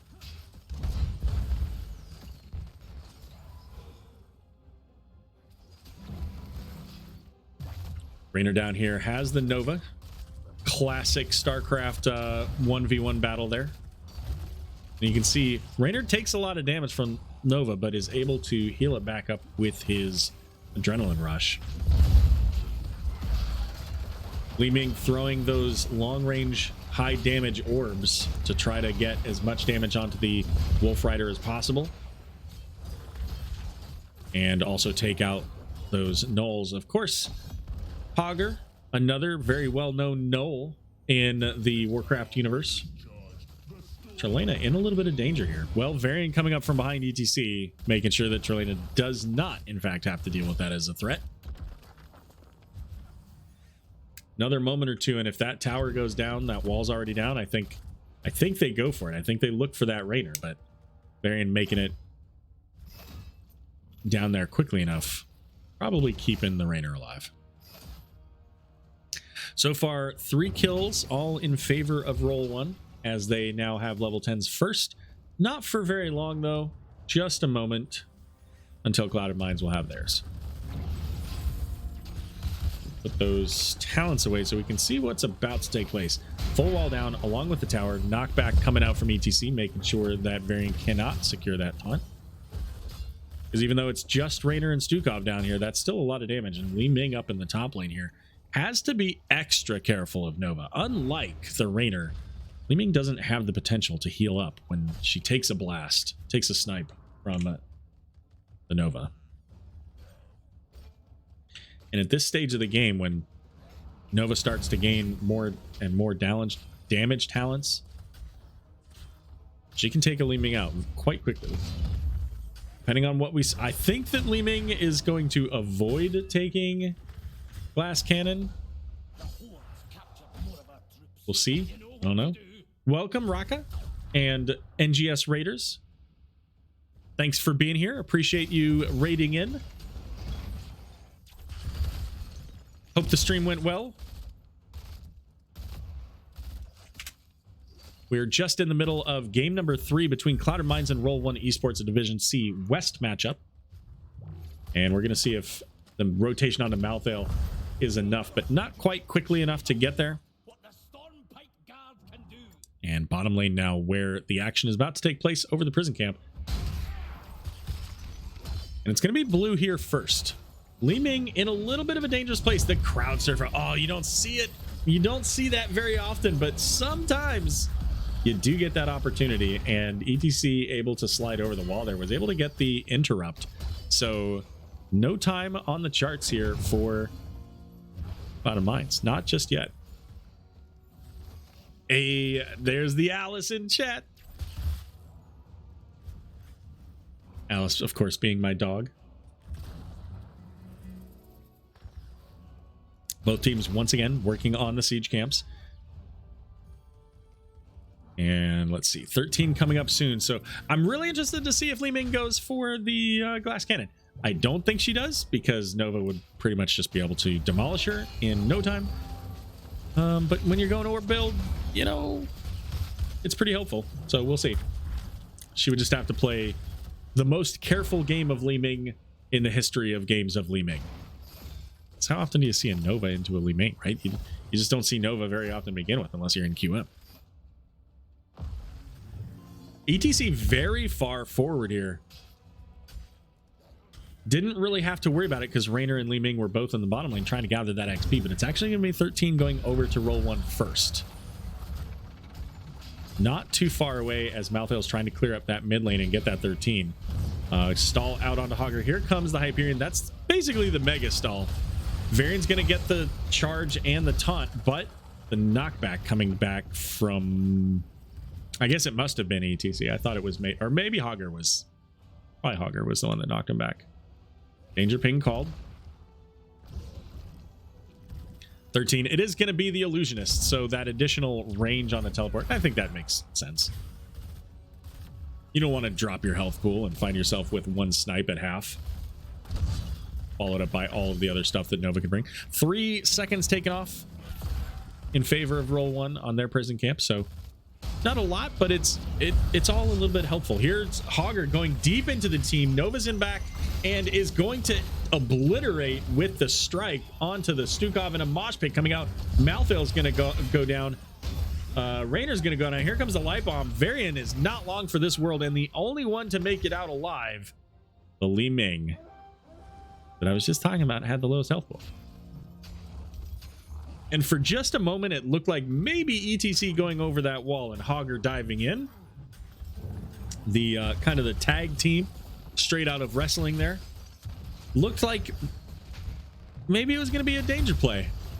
But Nova coming around from below and being able to slow and just outright murder the Stukov allowed for the rest of that play to go in their favor.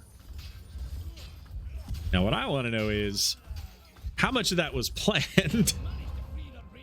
How much of that was, I'm going to go in, take a bunch of damage from all their stuff, then I'm going to leave, and when I go out, you're going to come in, and Nova's going to come in and destroy their healer. That's your focus. Kill their healer so that we can do the rest. I just want to know if that was fully planned or if that was somewhat coincidental timing. Like an, oh crap, I got to get out of here. Where Hogger maybe was thinking, I'm going in to save you. And then they just kind of made the best of it. So let's, if Roll1, you know, wins this game and we get an opportunity to interview them, let's make sure we ask that question.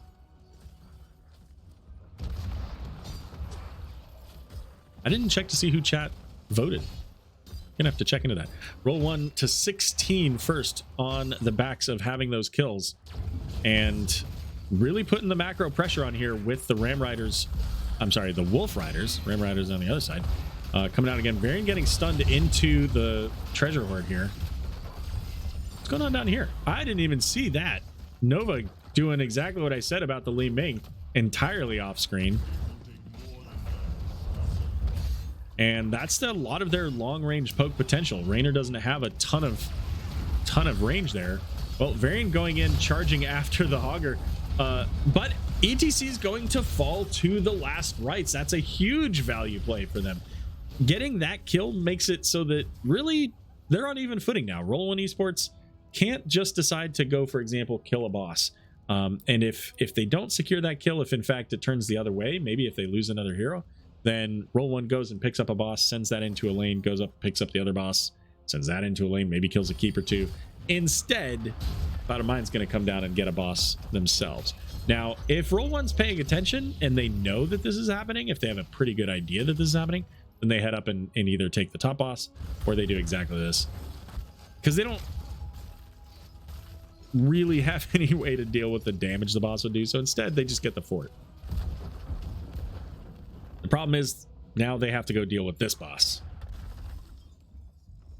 And dealing with this boss pretty much means that Cloud of Minds is going to be able to pick up the top boss. They're going to have vision. The Wisp coming in here is, well, it's going all over the place.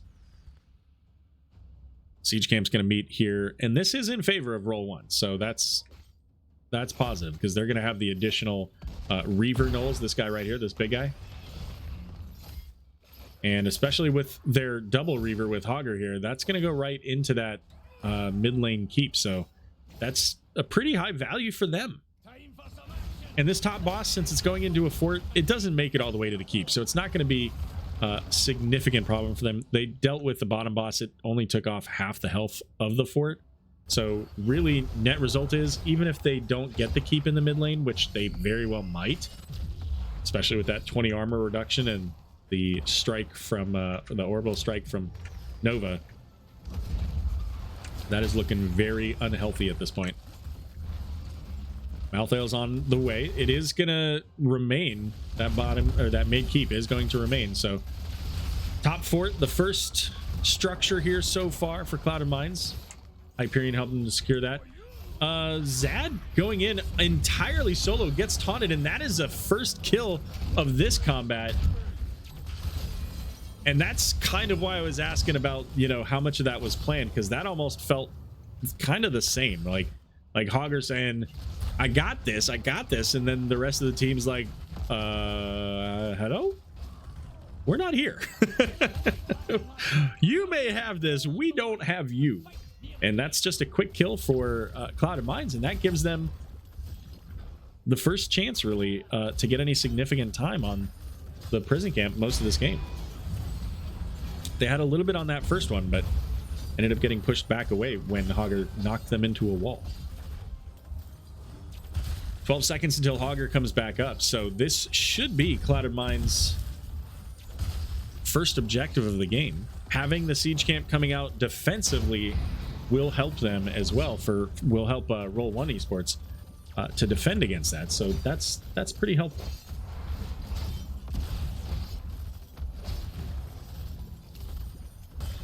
And here come the Ram Riders, their first opportunity to shine in this game. And this is kind of where Clouded Mines needs to start making some plays, kind of like we saw earlier on Towers of Doom. Not in this series, in the prior series, where they needed to make some plays happen, get some kills, and then start to build that snowball. Unfortunately, they don't have Mei on their team this time, so they don't have the same level of snowball. But mid keep did go down. I think that was probably just Nova using that level 20 strike and finishing the job. So they're on a clock at this point. Clouded Mines has to find a way to get structures down and maybe get kills. Well, Malthael's down at the bottom, so this is the go-ahead from Roll1. Hogger's going in, can't quite get where he needs to, and ETC sitting at half health. Malthael here very quickly, though, but the rest of the team knows it. So another fort down in the bottom lane, and of course, the Ram Rider's still pretty healthy. These guys don't lose health based on time like the Spider Queen. So the longer those are up, the more value they can get in each of those lanes, because the minions fall behind them and do additional damage, as I said. Top lane tower going to go down here most likely. Maybe not. Maybe not. So 3 forts out of that all told for Clouded Mines, and that's pretty valuable. That keeps them in this game. It doesn't quite get them to level 20. So they're still a little bit behind. But it definitely makes it a little bit easier for them, a little bit more breathing room. They do still have one lane of pressure, this mid lane. One lane is not enough pressure to lose, though. Unlike other maps where a stack of minions can take out your core, on Alterac, one lane stacks don't do enough damage to make it through the boss's armor and ultimately their health bar. And then they regenerate it eventually anyway. It's not necessarily something you want to just leave, though, because they'll get them to half health, and then the enemy team can just walk up and finish the game pretty easily. So you still have to pay attention, and especially what's going on in other lanes, like this one right here. Because you lose that second one, and this game becomes a very different game. And you can see Nova over here calling in those orbital strikes, even just to get the kills onto the minions, so that they can keep the pressure moving forward onto these forts, do a little bit more damage with each one. Now, Lunara's got her Wisp down here. You know what? Let's look. Let's see if they can see. Yeah, oh yeah. Oh, they do. And it looks like the blue team knows it, because they have the little red eyeball over them. So they know that this boss is taking place, and blue team knows it, knows that they know. They know that they know, basically, is the point. So sending that boss out is going to be valuable. Should be able to take out the keep for them if it's left alone, which it probably will be. because in a moment, this is the time now where Cloud of Mines can put the pressure onto the prison camp. Malthael's going to come back and clear the lane. There's not much going on. Instead, they're getting this. I think that they should have been right here. They can see all these heroes. This could have been a time for them to get channel, but they don't. Instead, they send out the siege camp. The siege camp does provide them some defense, though. It keeps that lane going the other direction. So the only challenge is that now there's an opposing siege camp. So it's not neutral because there are the Reavers coming in that mid lane. Let's take a look. Boss got about half of, a little bit less than half of bottom keep. So there is that. Yeah, exactly, right? The PvP talent just slowly taking the game in favor of Roll1Esports here. It's like, I don't want to say it's poor man's lava wave, but it kind of is working in that way right now. Getting a rotation around the back here from Roll1 as ETC's looking, does get that Bolt of the Storm into the team, looking for the power slide. Couldn't get the mosh pit, and so now the rest of the team. Oh, the big mosh onto 2. Is there any way to stop it? It doesn't look like it. Light Bomb's going to come out and hit onto Malthael.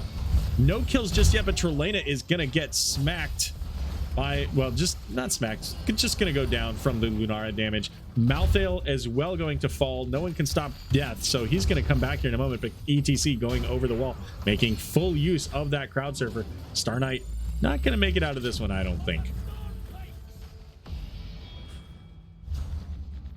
And there you go. It is blue team getting the Ram Riders, and that is the only saving grace out of all of this, is that they were able to pick up the objective. That means that Roll1 is going to have to kind of deal with that. It's going to be very difficult for them to just go push core now, even though they have the numbers advantage 5-3. So if they have enough time, and I'm not sure that they do, they might.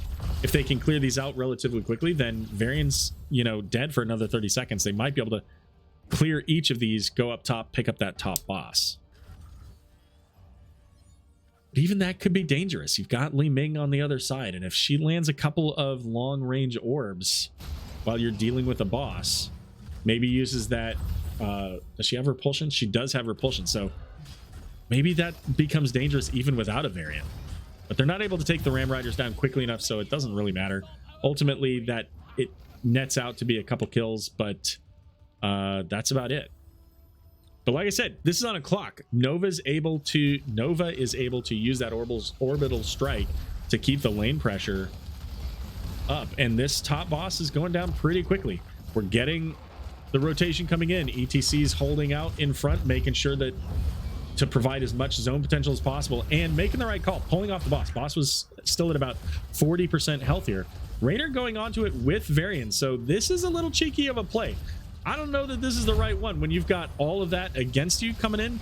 If they can use Stukov's swipes, they can do it, and there it is. So they're able to pick up the boss thanks to the zone potential from Stukov.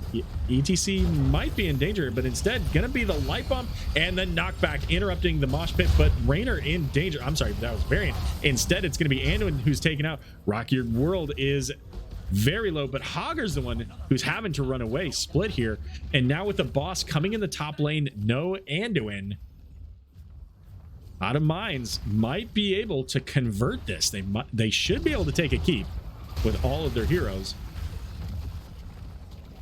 And if the boss is still healthy enough, they might be able to push for core.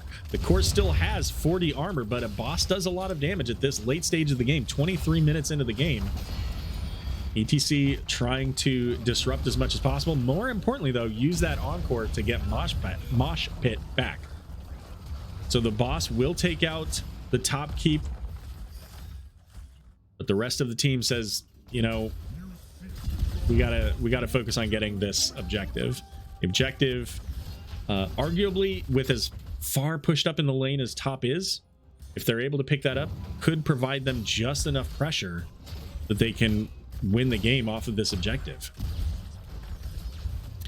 But Malthael's trying to keep the lane pushed up here. ETC is ready. Siege camp picked up, and this is it. Whichever team picks up this objective has a huge advantage. Star Knight there taking a lot of damage coming from the Nova is going to get caught by the ETC power slide. Taunt coming out onto ETC, but the silence variant not going to be able to make it out. So the question is, can they stall this enough? Li Ming's going to stall it there. The silence going out onto Lunar to keep her from interrupting the channel as well. 2 seconds, 1 second, and it's going to go over to the blue team. That said, these lanes are greatly pushed back. So red is so far ahead in the lane pressure that it may not matter. I don't think that they're able to find a way to end this game, but they certainly are in a, well, maybe they can. I don't know. They have 4 people on the side of Cloud of Mines, one of which is Li Ming. So if they don't take Li Ming out and Li Ming's able to get any kills, they lose the game. Because they can get so many resets. So instead, they're just going to focus on killing the Ram Riders and I guess seeing where they go from there. Bottom boss should be available, so I think that they need to clear top first, and then they come down and defend this one right here. Top keep. All that's keeping Clouded Minds in this game. And boss engaged here. Now, here's the question. Does blue... like, well, no, they're not going to go right to the boss. They've got the ram here. So how much can they get out of it? I was going to say, I don't think they push too hard onto this. I don't think they go all the way to the keep. And they're setting up kind of like they want to maybe gank somebody here, but they've got Lunar on the other team with the Wisp. I don't see that happening. They can't leave any lanes to provide pressure, because eventually that will take them out. So here comes the Wisp. Oh, Varian, you were too early. You could have had it.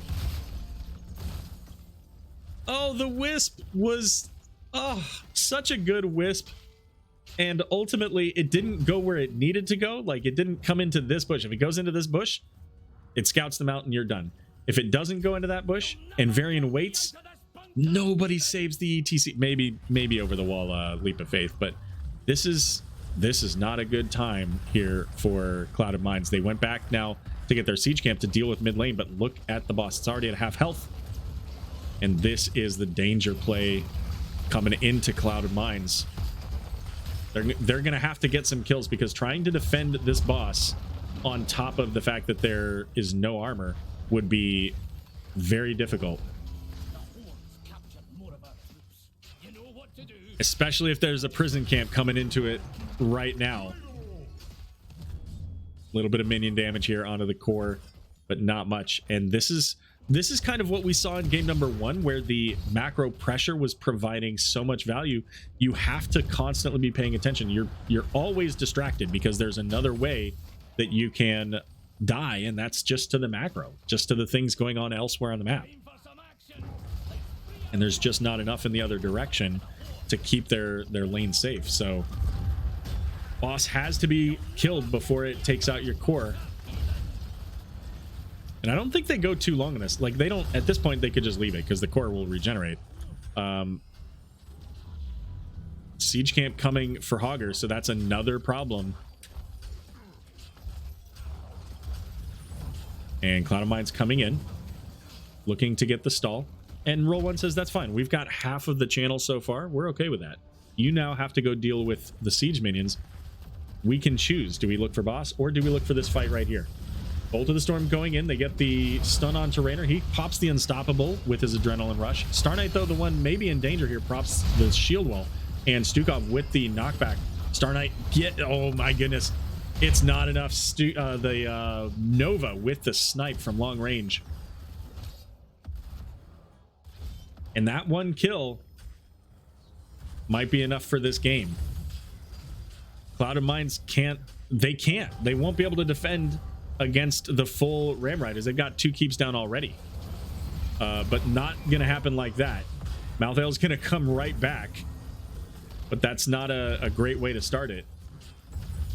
I don't know if they can get the kill onto Hogger. It's, maybe okay, but it's not enough. I think that with this objective coming in, Roll1 is looking to secure a 2-1 victory. Top lane is pretty much the only saving grace for Clouded Minds here. And most of it just went away. So top lane is so far back that it does give a little bit of breathing room for Clouded Minds. They're not going to immediately lose that top keep. But getting caught out like that, Malthael down for 80 seconds, Varian back on the map, but you really don't want to be down a hero trying to defend your core at this moment. Roll1 doesn't even need to be super offensive. They don't even need to be anywhere near allowing the Li Ming to put poke damage out. First, Wolf Rider is here, and as you can see, the core falling very quickly without having that armor. ETC is going to mosh into the back. That's a great play. It means that the core is exposed, and that's going to be a quick burn. Game number 3 going over to Roll1Esports.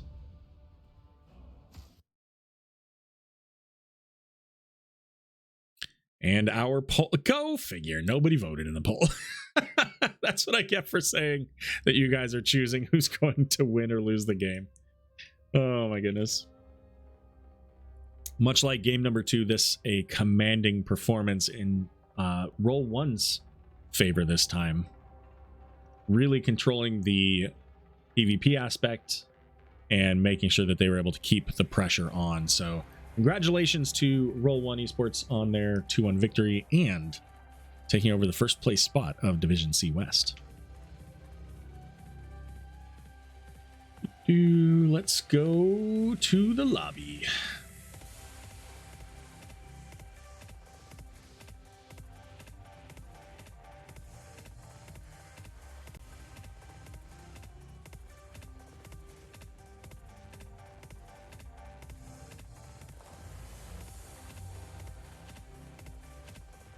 All right.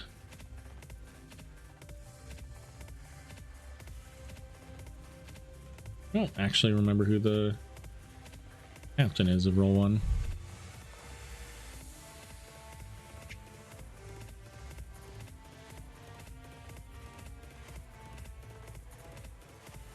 Okay, let's see. It's right. World.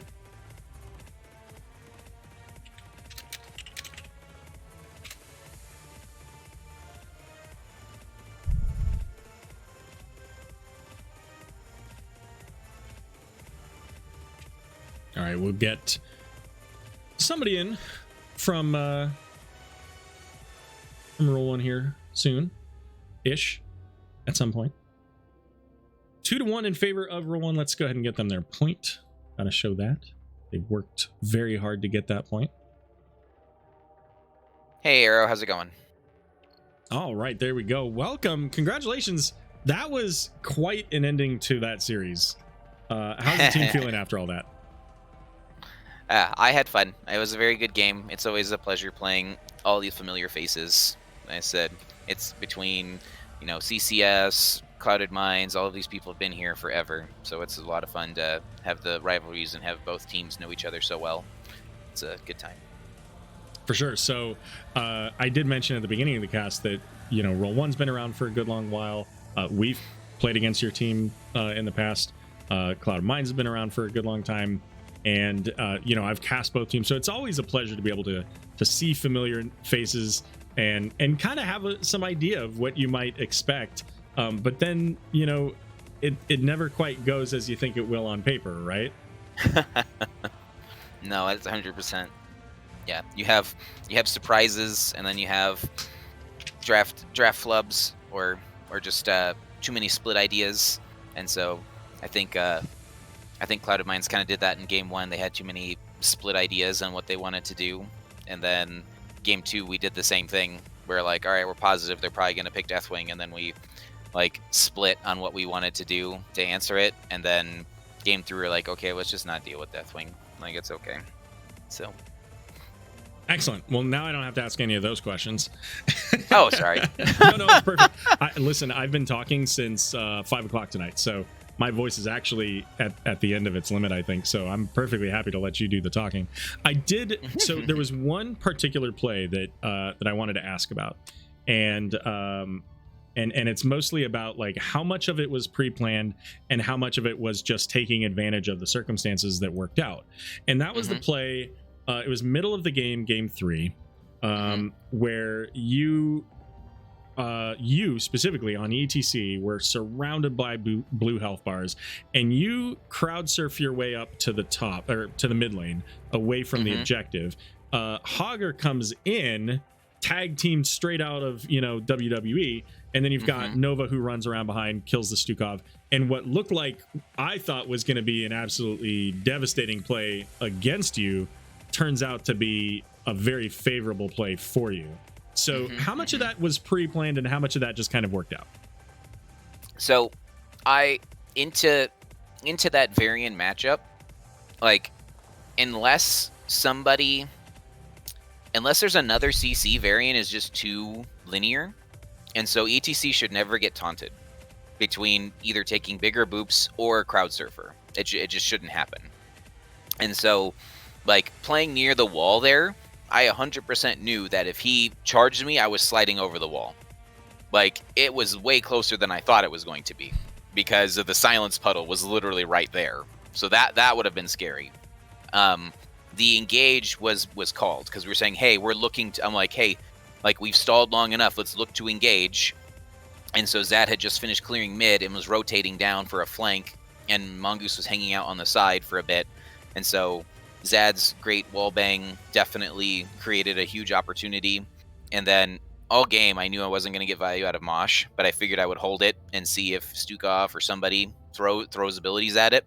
And then finally, after all of the chaos from Hogger, that was the only like 4-man clump that I got all game. And so it was nice to have that with the light bomb follow-up afterwards. So it was good. I think, like I said, definitely a little bit of both. I don't think it was 100% a, one of those like quarterback screens where it's like, all right, I'm going north, you guys go in. But it was good. Excellent. Yeah, and it kind of looked a little bit like pretty much as you described, because Nova being in position already implied that, hey, we're looking for something here. It was kind of the two planes passing each other of you going out and Hogger coming in at the like literally at the same moment, basically trading health bars, basically you taking all the damage and then saying, okay, now go get him, Hogger. The timing of it just seemed either super clutch and perfect for both of you, or really coincidental but very opportune. And either way it works out, right? Yeah. Ultimately you're able to get back into it and secure the fight, and a lot of that, and then you had there was a lot of macro value in all three games. In game number 1, 100% Zad like makes that game for you guys, opens up the map, makes it so that you guys have the XP lead. You've got the towers, which forces them all over the place.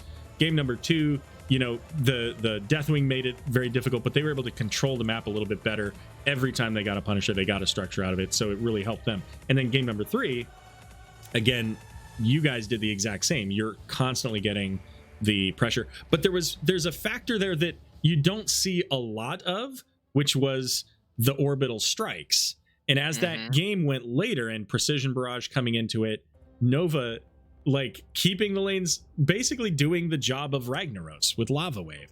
So as you guys are getting later into this game and you have that advantage and then start to kind of lose a little bit of it, kind of how do you redirect your team so that you kind of get that stop and you kind of stop bleeding what you are bleeding and then turn around and ultimately get that victory? I feel like we definitely had a good job of the macro control and having the camps out on time and getting everything where we wanted it. I think it came down to just the where we started trailing a little bit was our two miscommunications, I guess. Let's say I have to go back and check stream for me and Zad, because it felt like we went top when the boss was pushing. We saw that we had a 5v4 opportunity, and so I was ready to jump in before the building went down. And then I heard from one of my teammates that I'm not in position. I was like, okay, I'll wait. So I backed up, and then they didn't back up after the building went down. I'm like, okay, we're going in.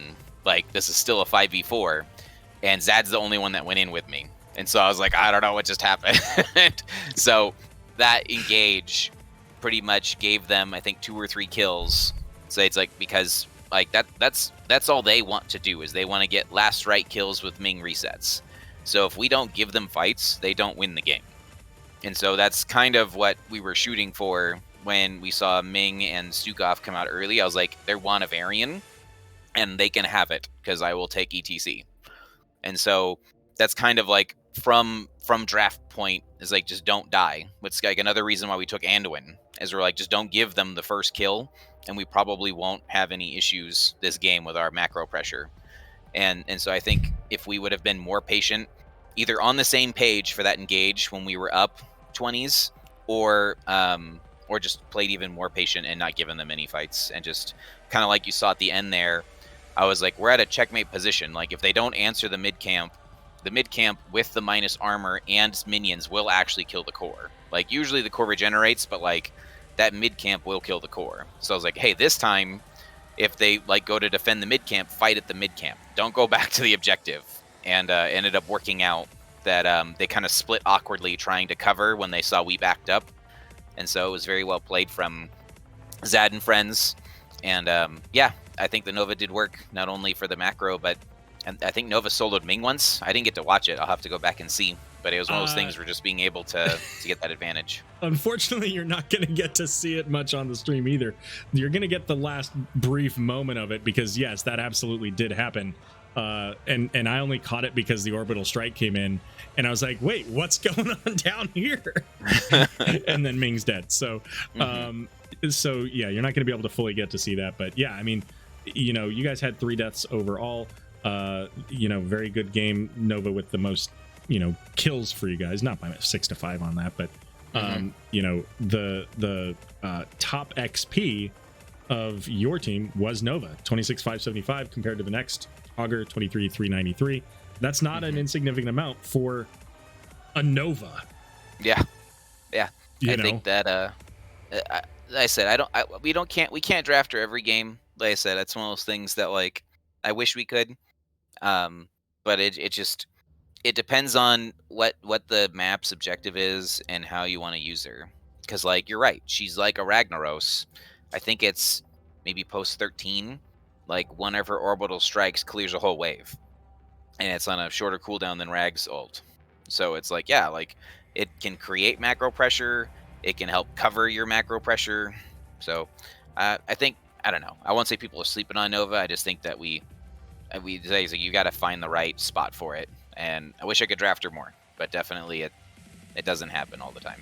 Well, and sometimes they ban it out first round. I think it was on. Or was it maybe yes. It was second round? No, it was on round, Towers yeah. of Doom, yeah. So Mongoose said, I don't care if we lose. I got to respect ban on Nova. I win. I'm like, thanks, Mongoose. I still want you to play the game. But yes, it was fun. It was super cool. Yeah, my response to that was, guys, it wasn't a first pick Nova. They're not going to take it. It wasn't. Oh, man, Mongoose will love that. It's not a first pick Nova. All right, well, let's go ahead and wrap up. Before we get to shoutouts, though, I like to ask, was there any particular moment throughout, you know, any of the games that you had tonight that you want to particularly highlight? Could be something you did, something your team did, something that the opposing team did. Just any moment that you want to highlight. And you can say no if nothing pops up. The 2 plays I really liked was I feel like when Neba 100% rock Stukov in game 1, like just created opportunities where there shouldn't have been. Like I think there's the one where she puddled the Zul'jin at like the Zul'jin pushed his health bar to do more siege, and like her puddle ended up killing him because he like chunked himself down lower, and like he couldn't push Tazdingo because of the low blow. Like that one in game 1 was huge. I was like, wow, like if they did have an advantage, like they don't have one now. And then I loved almost did it the second time too. Yeah, but was Zul'jin was just outside the silence. Yep. And then so yeah, I think Weniba Stukov in game 1 was super good. And then in game 3, I really liked how safe Poe was outside of the first pull that Weniba had to give him. He never had to get pulled again, so it was really good. Like when their engages are pretty telegraphed, you have slows, you have poke, and it was really fun. Excellent. Yeah, absolutely. Really well played. You know, both teams had their opportunities to shine in different ways in this match. And, you know, you ultimately come out of it ahead. I don't know how the other match tonight went. So the other C West match. So I don't know if you guys are, you know, at the tip top of the division I don't even know if the other teams were, you know, one of the ones at the top. So, but at least as far as for right now, you guys overcome the Clouded Mines. You're going to be tied for points, but you know, with that tiebreaker, that puts you ahead. So, congrats on that. Any shout outs? Yeah, shout outs to all of the lovely wives and families for the Roll1. We're a family first and real life first group. So I think it's something that we continue to appreciate all of the time that we get. And just shout out to our wonderful subs. We have folks that still play the game and are involved, and you know, they pinch it for us, and it's wonderful that they're available. Thanks, Velvet and Mingo. And then shout out to our sponsor, Osmo. I said he continues to be an amazing guy and supports us with wonderful loot chests. So it's always fun to have him around. Nice. Well, thanks again for joining me tonight. And don't forget to report your match. Congratulations on the victory. Thank you. I'll catch you later. All right. Have a good night. Alrighty. And that's going to be it for us here tonight. That's it. I've been on the stream for 3.5 hours now. And then I had a couple hours of a chat before that, so I'm a little bit tired. But let's see what's going on. There were some other matches going on, so there may still be something that we can raid into for the next gaming series. I'm going to check their front page and see if there's anything that pops up. Nope. Nothing popping up, at least on the casting side. So then let's see what else is going on. We'll go to at least my Twitch here and see who's out there. Quick reminder, shout out to Raka for the raid earlier, another Nexus Gaming Series cast coming in, and then Cosmoverse as well. If you happen to still be here from those raids, thanks for joining us tonight. Appreciate you being here. And let's see, who do we want to go say hello to? So most likely we're gonna go to a music stream, just because I don't see any. I could go to Alicia. We could go to Alicia. Alicia's Heroes of the Storm. Let's see what she's playing. 6 Storm League. So Alicia's not feeling well, and she's playing Storm League. That seems like a great time for us to stop by and give her a raid. So everybody, join me on the raid to Alicia Wins.